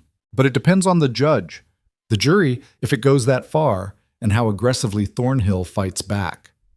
Garrett's expression softened. I won't lie to you, there's a real possibility you could lose. Thornhill could get guardianship, could take your land, could force you back under his control. The words hung in the air, heavy with implication. Evelyn felt the familiar fear trying to claw its way back up her throat, trying to convince her that fighting was useless, that she should just give up now before things got worse. But then she thought of yesterday, standing on Rhett's porch and looking Marcus in the eye. Thought of the way his certainty had wavered when she'd refused to break. Thought of her father, who'd spent his life fighting this unforgiving land to carve out something worth having. I want to fight, she said clearly. Whatever the risks, whatever it costs, I want to fight. Garrett studied her for a long moment, then nodded with what looked like satisfaction. Good. Then here's what we do.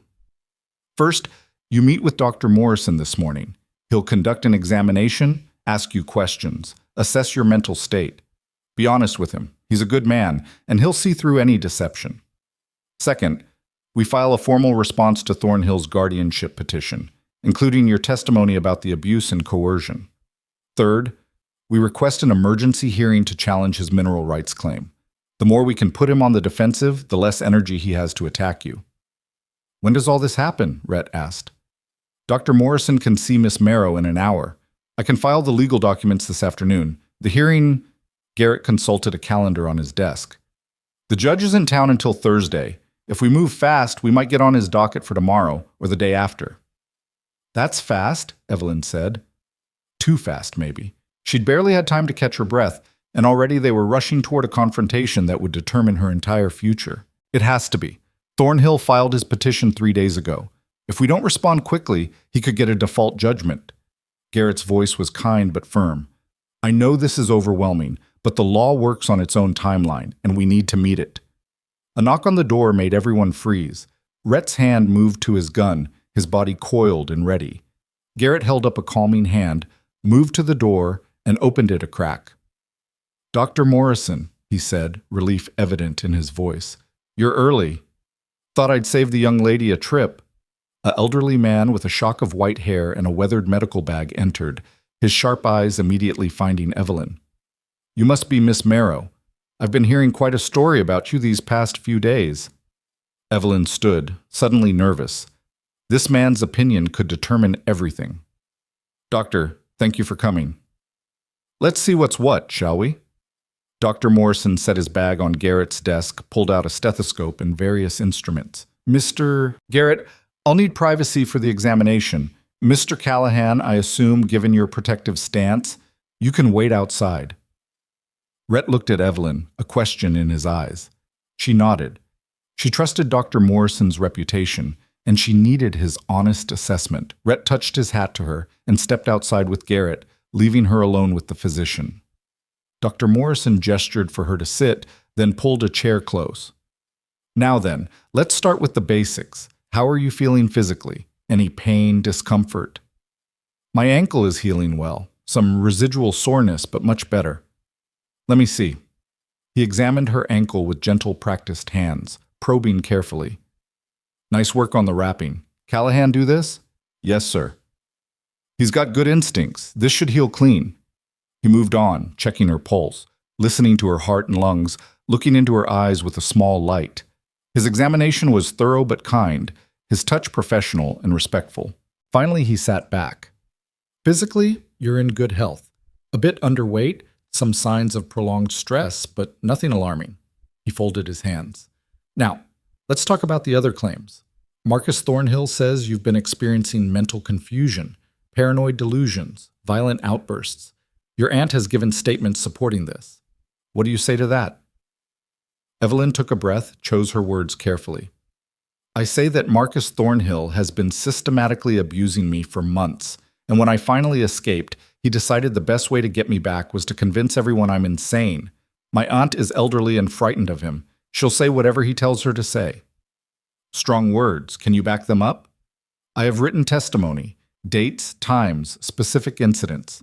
I have Rhett Callahan as a witness to Marcus's behavior and my state of mind when he found me. And I have the fact that I'm sitting here, answering your questions coherently, showing no signs of the instability Marcus claims I have. Dr. Morrison was quiet for a moment, studying her with those sharp eyes that seemed to see deeper than most. Tell me about the day you ran from your wedding. So she did. She told him everything. The building fear, Marcus's threat 3 days before, the moment of decision at the chapel window, the desperate flight through the storm. She told him about Rhett finding her, about the days at his cabin, about confronting Marcus yesterday. She didn't cry, didn't embellish, just laid out the facts as clearly as she could. When she finished, Dr. Morrison was nodding slowly. And during all this, did you experience any confusion about where you were or what was happening? Any hallucinations, delusions, loss of memory? No, sir. I was terrified, but I knew exactly what I was doing and why. Did you talk to yourself, as your former housekeeper claims? I may have muttered things while doing chores the way anyone might, but I wasn't having conversations with imaginary people, if that's what you mean. And the forgetfulness the merchants mentioned? Evelyn thought back. Marcus controlled all my money. He gave me a small allowance each week, barely enough to buy necessities. I often had to prioritize what I could afford, which meant leaving stores without items I'd initially asked about. Perhaps that looked like forgetfulness, but it was really just poverty.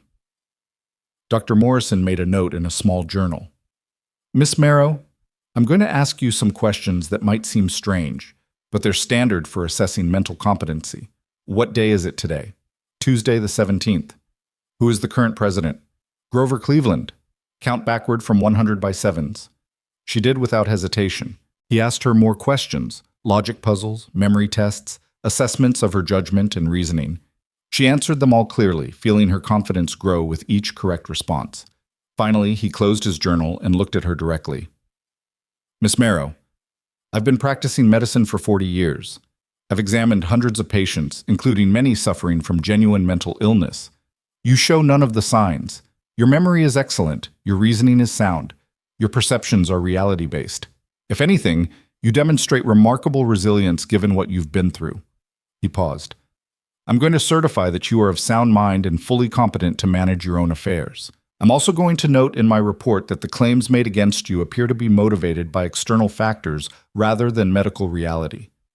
Relief flooded through Evelyn so intensely she felt dizzy. Thank you. Thank you so much. Don't thank me. I'm just reporting what I observe. But his expression was kind. However, I will say this. Marcus Thornhill is a dangerous man, not because he's violent, though he may be that too, but because he's calculating. He almost succeeded in building a case that would have trapped you in a system designed to control hysterical women. If you hadn't run when you did, if you hadn't found someone willing to help you. He shook his head. Be careful, Miss Marrow. Winning one battle doesn't mean the war is over. He packed up his instruments, wrote something on an official-looking form, and handed it to her. Give this to Mr. Garrett. It's my certification. It should help your case considerably. After Dr. Morrison left, Garrett and Rhett returned. Evelyn handed Garrett the certification, and watched his face break into a satisfied smile as he read it. This is excellent. This changes everything. With this, Thornhill's guardianship petition is dead in the water. So we won? Evelyn hardly dared to hope. We won this round, but there will be others. Garrett was already moving, gathering papers, preparing documents. Thornhill won't give up just because his first strategy failed. He'll come at you another way. Lawsuits over the land, claims of breach of contract, defamation. Men with money and wounded pride can be relentless. Let him come. Evelyn surprised herself with the steel in her own voice. I'm not hiding anymore. Rhett, who'd been silent this whole time, finally spoke. We need to get you somewhere safe. If Thornhill finds out you're in town... As if summoned by his words, the sound of raised voices filtered in from the street outside. Rhett moved to the window, looked out, and his expression darkened. Speak of the devil, Thornhill just rode up with half a dozen men. They're heading this way. Garrett cursed quietly. How did he know? Doesn't matter, he's here. Rhett turned to Evelyn, his hand on his gun. Back room, now. Lock the door and don't come out unless I tell you to. I won't hide from him. But even as she said it, Evelyn felt the old fear creeping back. 6 men, Marcus and 5 others. The odds were impossible. This isn't about hiding. It's about not getting caught before we can file these documents. Garrett was already shoving papers into his satchel. Rhett's right. Back room. We'll handle this. The sound of boots on the wooden sidewalk outside. Angry voices. Evelyn recognized Marcus's tone even through the walls.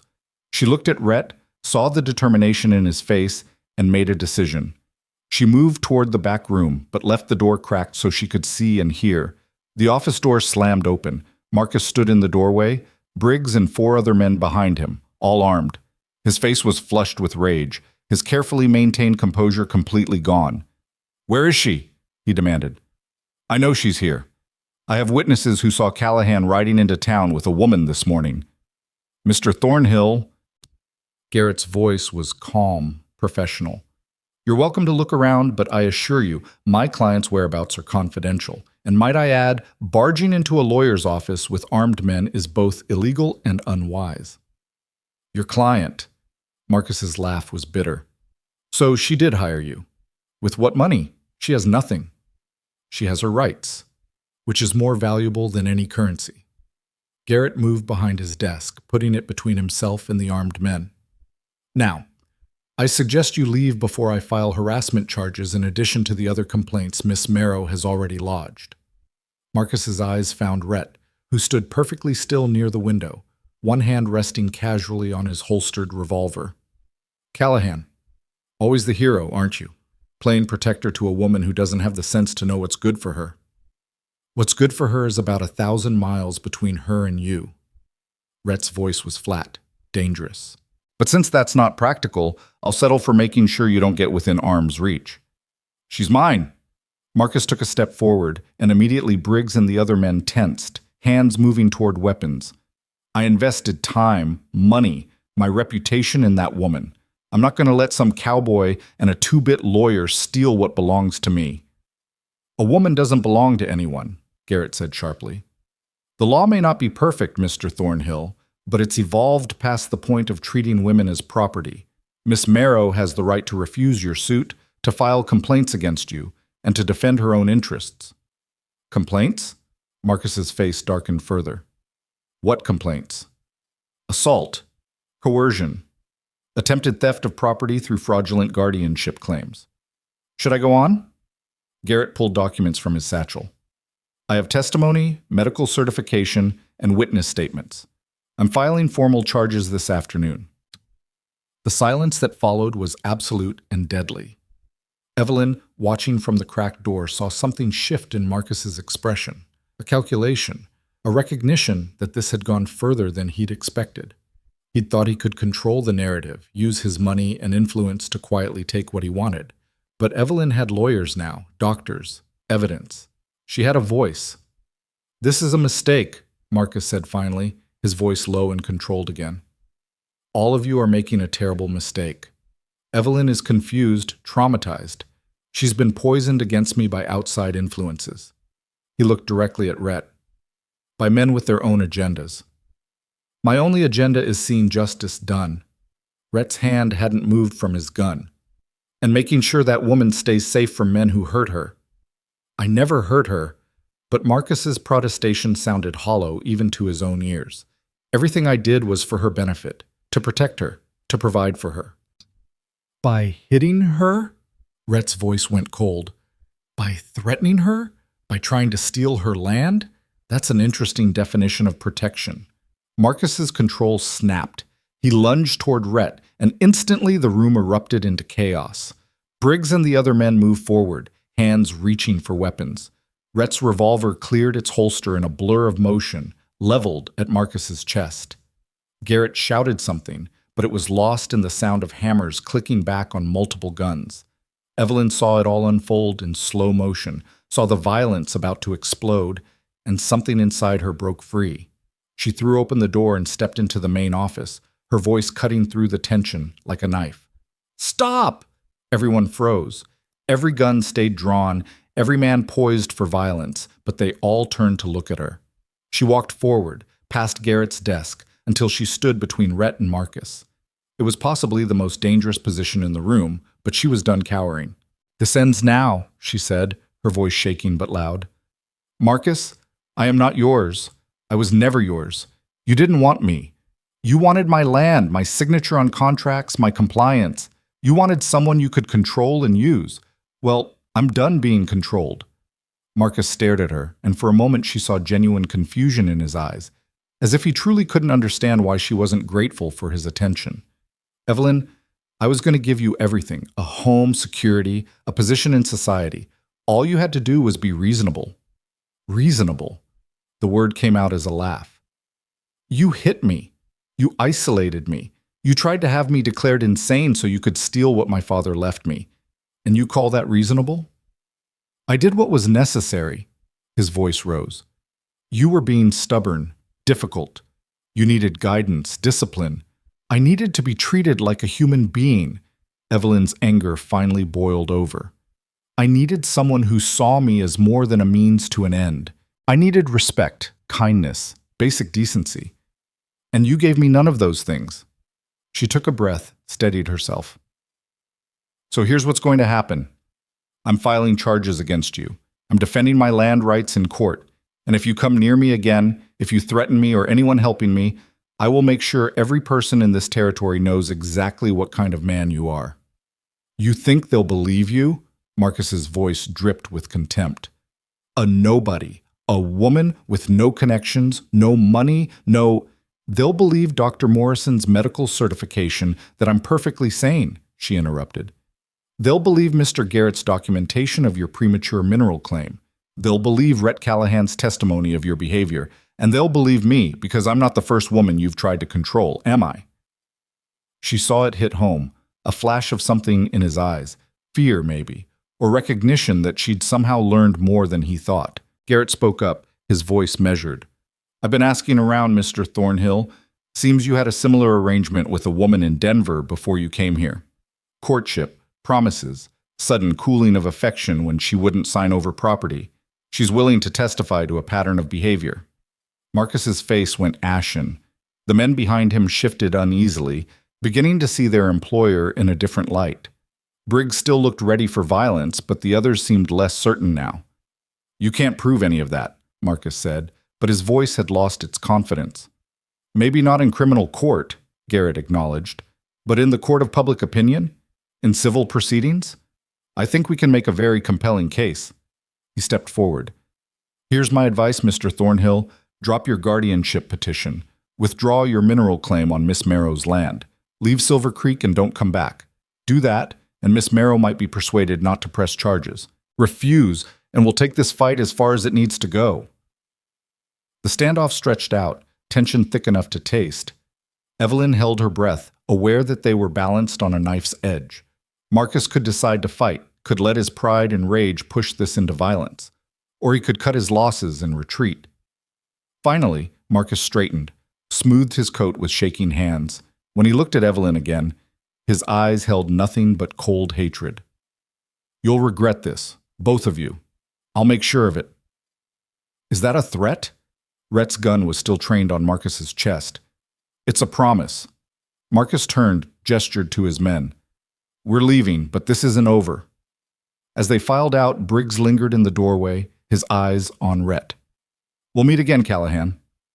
Looking forward to it. Rhett's voice was mild, but the threat underneath was clear. Then they were gone, the sound of their horses fading down the street. The silence they left behind felt fragile, as if the slightest sound might shatter it and bring them all back. Evelyn's legs suddenly gave out. She sat down hard in the nearest chair, her whole body shaking with reaction. She'd faced down Marcus.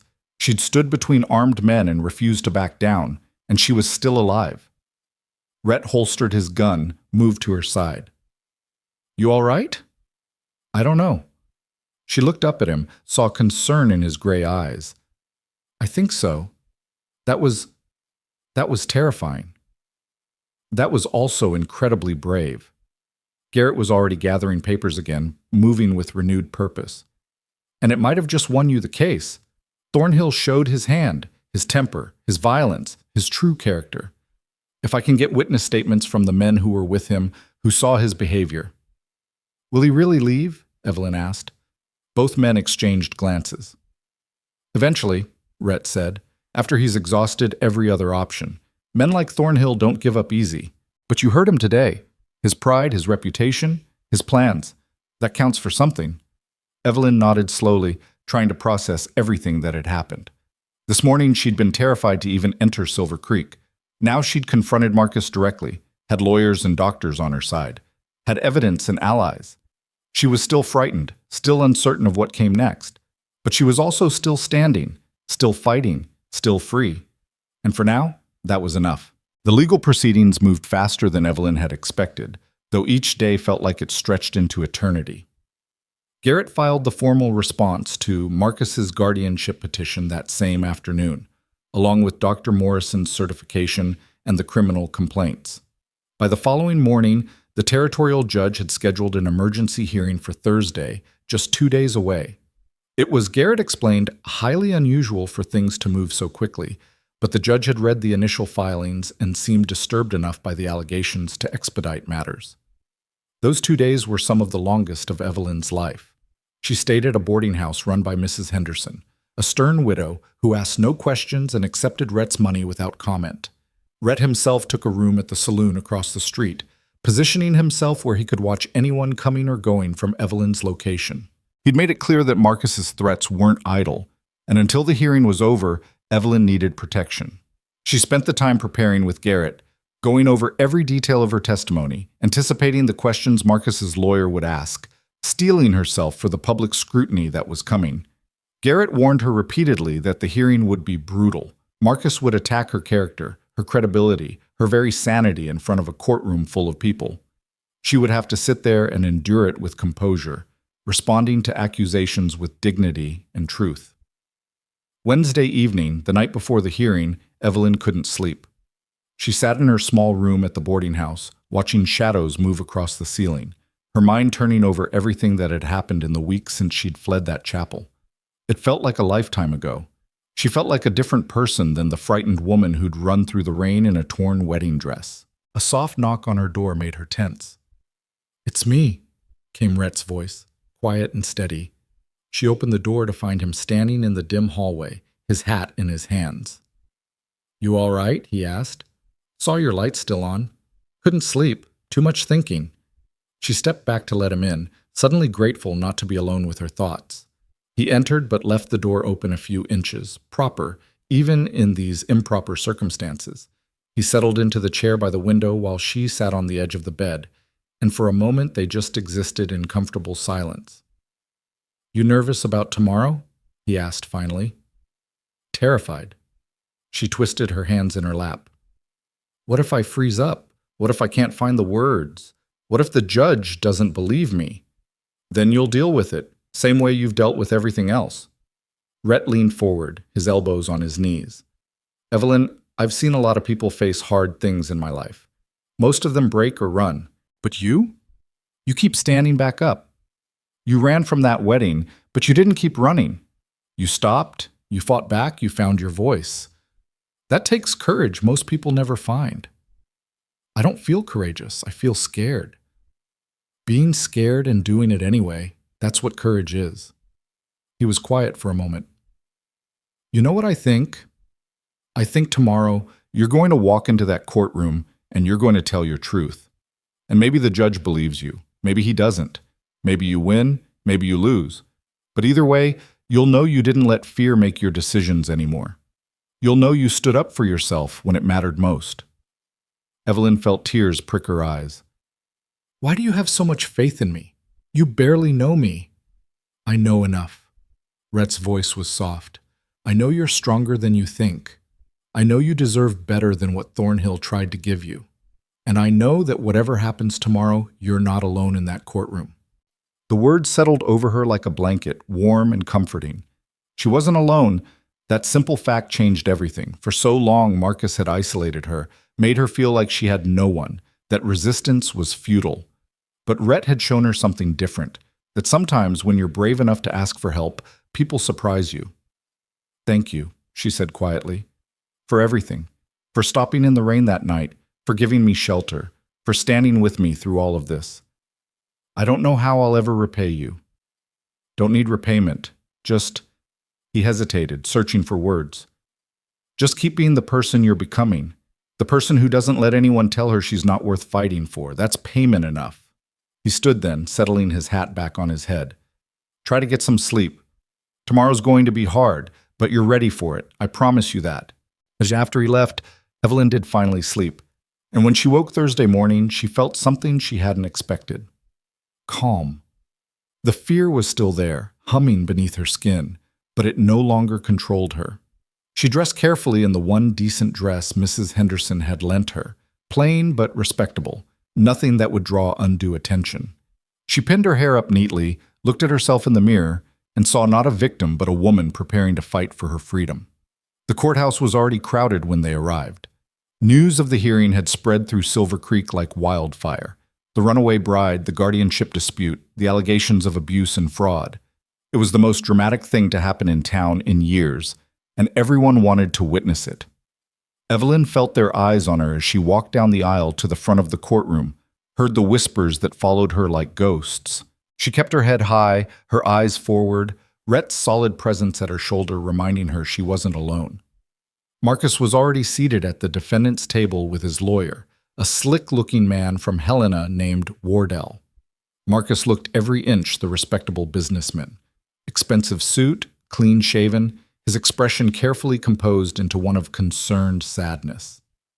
When his eyes met Evelyn's, she saw the hatred beneath the mask, but also something else. Uncertainty. He wasn't as confident as he wanted everyone to believe. Judge Harlan Whitmore entered, and everyone rose. He was an older man with silver hair and sharp eyes that seemed to miss nothing. Garrett had warned her that Whitmore was fair but traditional, that he'd need compelling evidence to rule against a man of Marcus's standing. But he'd also said Whitmore hated liars, and if they could prove Marcus had been deceptive, the judge would come down hard. The proceedings began with opening statements. Wardell painted Marcus as a devoted fiancé worried about his beloved's mental health, a man who'd only sought guardianship out of deep concern and care. He spoke of Evelyn's erratic behavior, the statements from witnesses claiming she'd been confused and unstable, the way she'd fled her own wedding in a state of clear psychological distress. Then Garrett stood. His opening was quieter but more powerful. He spoke of a young woman trapped in an abusive relationship, a man who'd systematically worked to isolate and control her, who'd attempted to use the legal system to complete that control when she finally found the courage to escape. He spoke of evidence, of Dr. Morrison's certification, of Marcus's premature mineral claim that revealed his true motives. By the time he finished, the mood in the courtroom had shifted. People were listening, really listening. The testimony began. Wardell called witness after witness. Shopkeepers who claimed Evelyn had seemed forgetful. Her Aunt Martha, who tearfully insisted Evelyn had been acting strangely. Even the former housekeeper who swore she'd heard Evelyn talking to herself. Each one chipped away at her credibility, painting a picture of a woman losing her grip on reality. Garrett cross-examined each witness carefully, and gradually cracks appeared in their stories. The shopkeeper admitted Marcus had specifically asked him about Evelyn's behavior, had perhaps suggested the interpretation. Aunt Martha, under questioning, revealed she was financially dependent on Marcus and terrified of losing his support.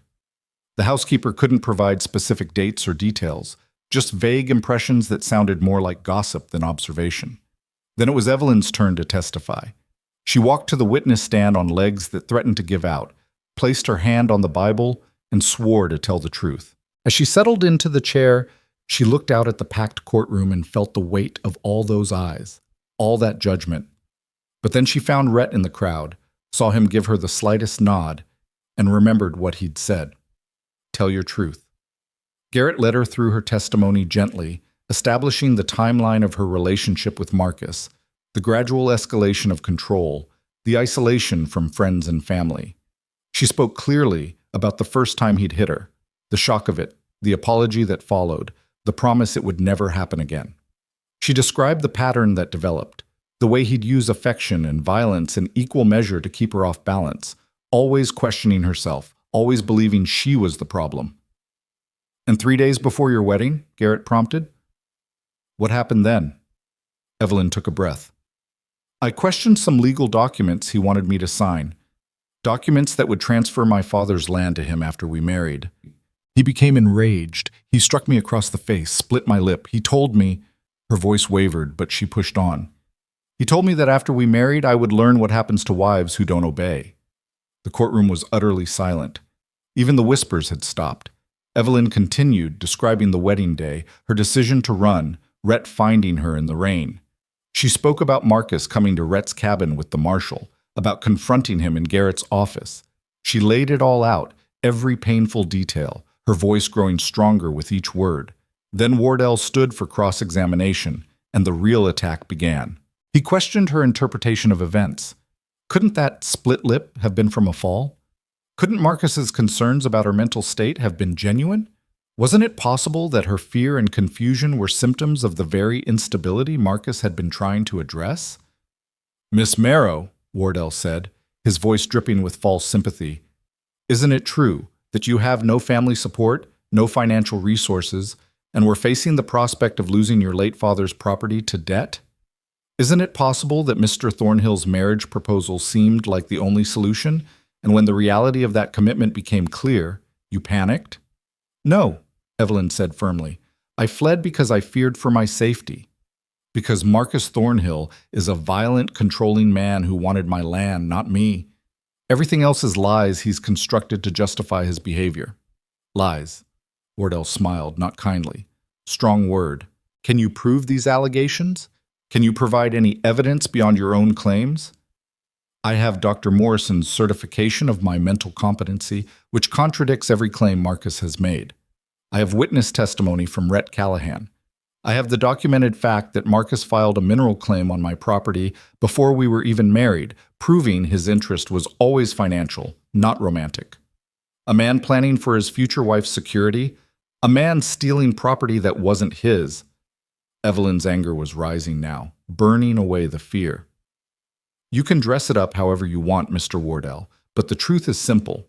Marcus Thornhill tried to use marriage as a weapon to take what didn't belong to him. When I refused to be victimized, he tried to use the law instead, and I'm here today to make sure he doesn't succeed. The courtroom erupted in murmurs. Judge Whitmore banged his gavel for order. Wardell tried a few more questions, but Evelyn didn't waver. She'd found her voice, and she wasn't letting it be silenced. After her testimony, Garrett called Dr. Morrison, who spoke authoritatively about Evelyn's mental competence and his concerns about the medical statements Marcus had obtained. Then Rhett took the stand, and his testimony was devastating in its simplicity. He described finding Evelyn in the rain, injured and terrified. He described Marcus's behavior at his cabin and later at Garrett's office, the threats, the proprietary attitude, the barely controlled violence. He spoke with the plain honesty of someone who had no agenda except truth, and it carried weight. Finally, Garrett dropped his bombshell. He called a witness no one had expected, a woman named Catherine Mills from Denver. She was middle-aged, well-dressed, and when she took the stand, her resemblance to Evelyn was striking. Same auburn hair, same delicate features, same quiet strength in her bearing. Miss Mills, Garrett began, do you know the defendant, Marcus Thornhill? I do. He courted me in Denver 2 years ago. The courtroom exploded into noise. Whitmore gavelled for order again, his expression sharp with interest. Garrett continued, "Can you describe the nature of that courtship?" Catherine Mill's testimony was eerily similar to Evelyn's story. A whirlwind romance, increasing control, pressure to sign over property rights, escalating violence when she questioned him. She'd finally ended the relationship, but not before Marcus had attempted to have her declared mentally unfit, the exact same strategy he'd tried with Evelyn. She'd fought him off with her own lawyer, and he'd eventually left Denver, moving on to find another target. "Why didn't you come forward sooner?" Garrett asked. "Because I was ashamed. Because I thought no one would believe me. Because men like Marcus Thornhill are very good at making you think you're the problem." She looked directly at Marcus, who'd gone pale. "But when I heard about Miss Merrow's situation, I realized my silence was allowing him to hurt another woman. I couldn't let that stand." Wardell tried to discredit her testimony, but the damage was done. The pattern was established. Marcus Thornhill targeted women with property, used romance and violence to control them, and attempted to use guardianship laws to complete his theft when they resisted. It wasn't one woman's word against a man's anymore. It was two women, plus medical evidence, plus documentation, plus the testimony of an unimpeachable witness like Rhett Callahan. When testimony concluded, Judge Whitmore called for a brief recess before closing arguments.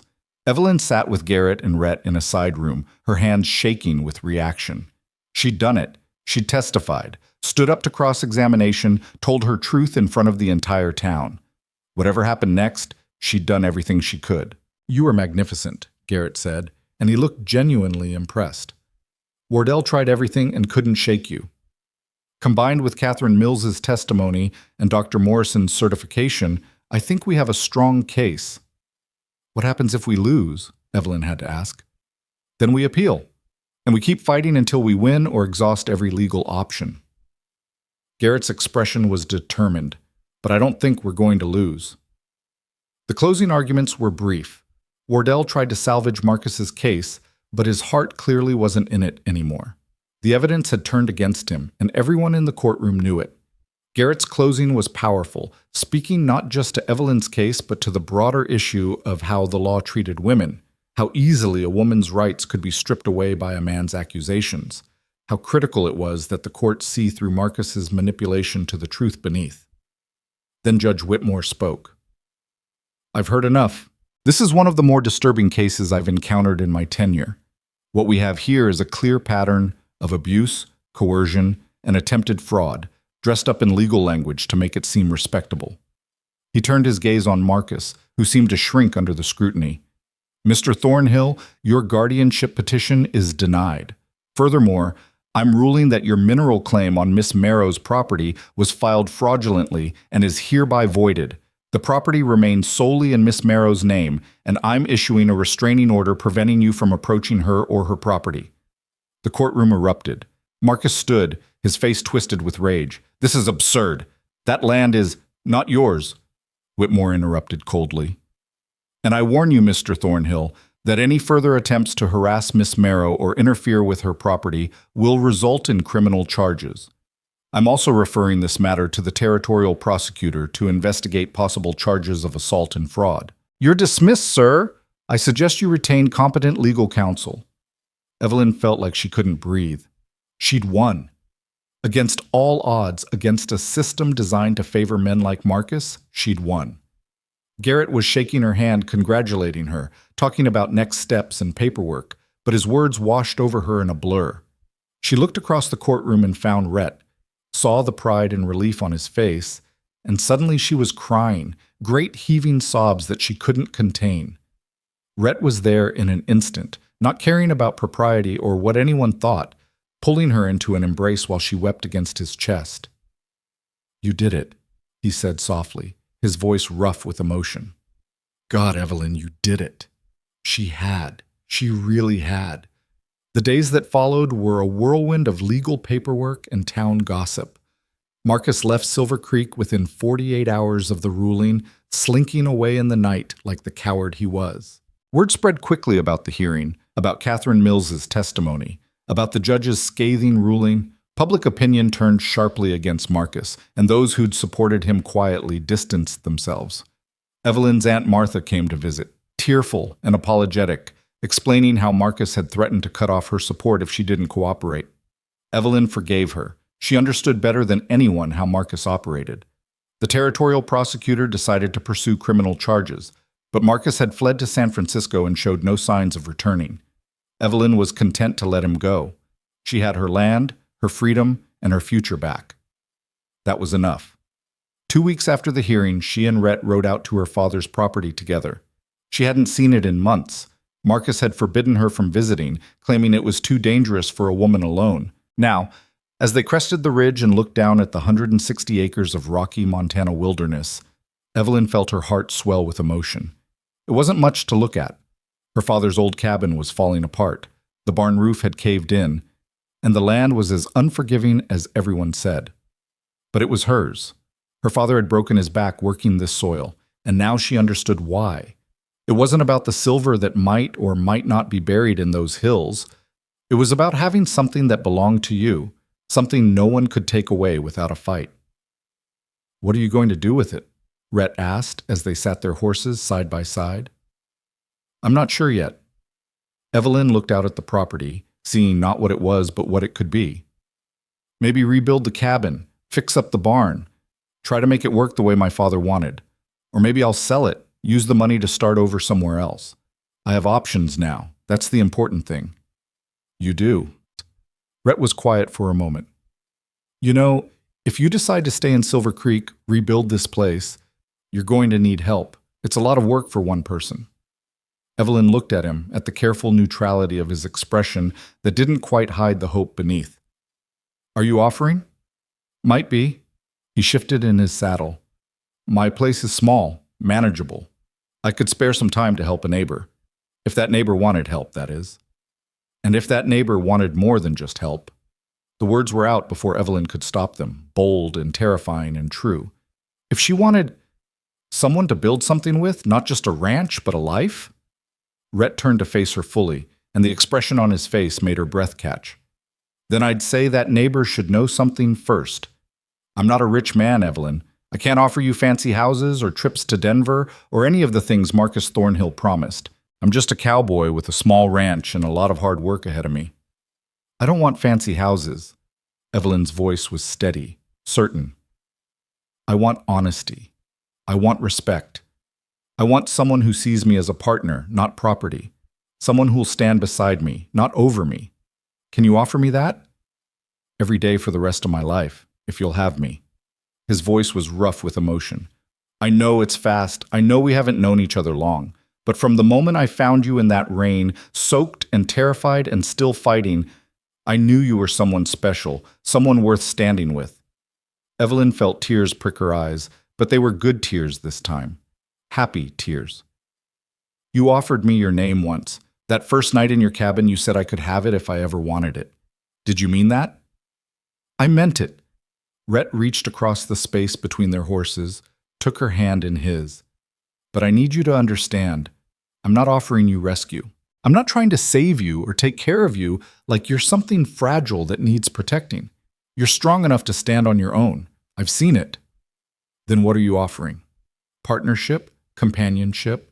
Someone to share the load when it gets heavy? Someone to celebrate with when things go right? A life built together, not one person controlling the other." He squeezed her hand gently, "But only if that's what you want. You just got your freedom back. I won't be another cage, even a comfortable one." Evelyn looked at him, this man who'd stopped in the rain for a stranger, who'd fought for her without expecting anything in return, who'd shown her what kindness looked like when it wasn't hiding cruelty underneath. She thought about the future stretching ahead of her, full of possibilities she'd never dared imagine. She could face it alone, prove to herself and everyone else that she didn't need anyone. Or she could choose to face it with someone who'd already proven he saw her as an equal. "I want to do this right," she said slowly. "I want time to heal, to figure out who I am without fear dictating my choices. I want to rebuild my father's ranch, make it into something sustainable. I want to stand on my own 2 feet first." She saw the flicker of disappointment cross Rhett's face before he nodded. "I understand." But, she continued, tightening her grip on his hand, I also want you there while I do it, not as my rescuer or my keeper, but as my friend, my partner. And when I'm ready, when I've proven to myself that I'm choosing you because I want to, not because I need to, then yes, I'll take your name and give you mine, and we'll build something together. The smile that broke across Rhett's face was like sunrise, warming everything it touched. How long do you think you'll need? I don't know, a few months, a year, however long it takes. She smiled back at him. Think you can wait that long? Evelyn, I'd wait a lifetime if that's what you needed. He brought her hand to his lips, kissed it gently. But I'm hoping it won't take quite that long. They sat there on the ridge, hands clasped between their horses, looking out at the wild Montana landscape that would be their future. The sun was setting, painting the sky in shades of gold and crimson, and Evelyn felt something settle deep in her chest. Peace. Hope. The certainty that whatever came next, she was ready for it. 6 months later, on a clear spring morning, Evelyn Merrow married Rhett Callahan in a simple ceremony at the church in Silver Creek. She wore a dress she'd made herself, simple cotton instead of silk, and carried wildflowers instead of roses. Aunt Martha cried happy tears in the front row. Dr. Morrison gave her away. Edmund Garrett served as best man, still proud of the case that had changed territorial law regarding women's guardianship rights. And when Rhett took her hand and spoke his vows, promising to honor her, respect her, stand beside her through whatever came, Evelyn finally understood the difference between a promise made in love and one made in possession. This was what she'd been waiting for all along, not a man to save her, but a partner to walk with her. Not someone to give her his name as a brand of ownership, but someone to share his name as a symbol of equality. The ranch they built together wasn't grand, but it was theirs. Her father's land and Rhett's property combined to create something sustainable, profitable even, especially after the silver deposits proved real and they sold the mineral rights for enough money to invest in cattle and equipment. They worked side by side, partners in every sense of the word, building a life neither of them could have imagined that rainy night when a lone cowboy stopped for a woman in a torn wedding dress. Years later, when people asked Evelyn about that time in her life, about the trial and the escape and the man who'd tried to steal her future, she always said the same thing. Running from that chapel was the scariest thing she'd ever done. But it was also the moment her real life began, the moment she chose freedom over fear, dignity over desperation, and her own voice over someone else's control. And yes, she'd been saved that night in the rain. But not by Rhett Callahan, no matter what the romantic story suggested. She'd been saved by her own courage, her own refusal to accept a fate that would have destroyed her. Rhett had simply been there to witness it, to support it, and eventually to celebrate it beside her. That was the real story. That was the truth worth telling. The bride hadn't just fled her abusive fiancé, she'd fled toward herself, toward the person she'd always been meant to become. The lone cowboy who found her in the rain hadn't offered his name as salvation. He'd offered it as recognition, one free soul acknowledging another and asking if she'd like to walk the same path for a while. She'd said yes, and together they'd built something beautiful,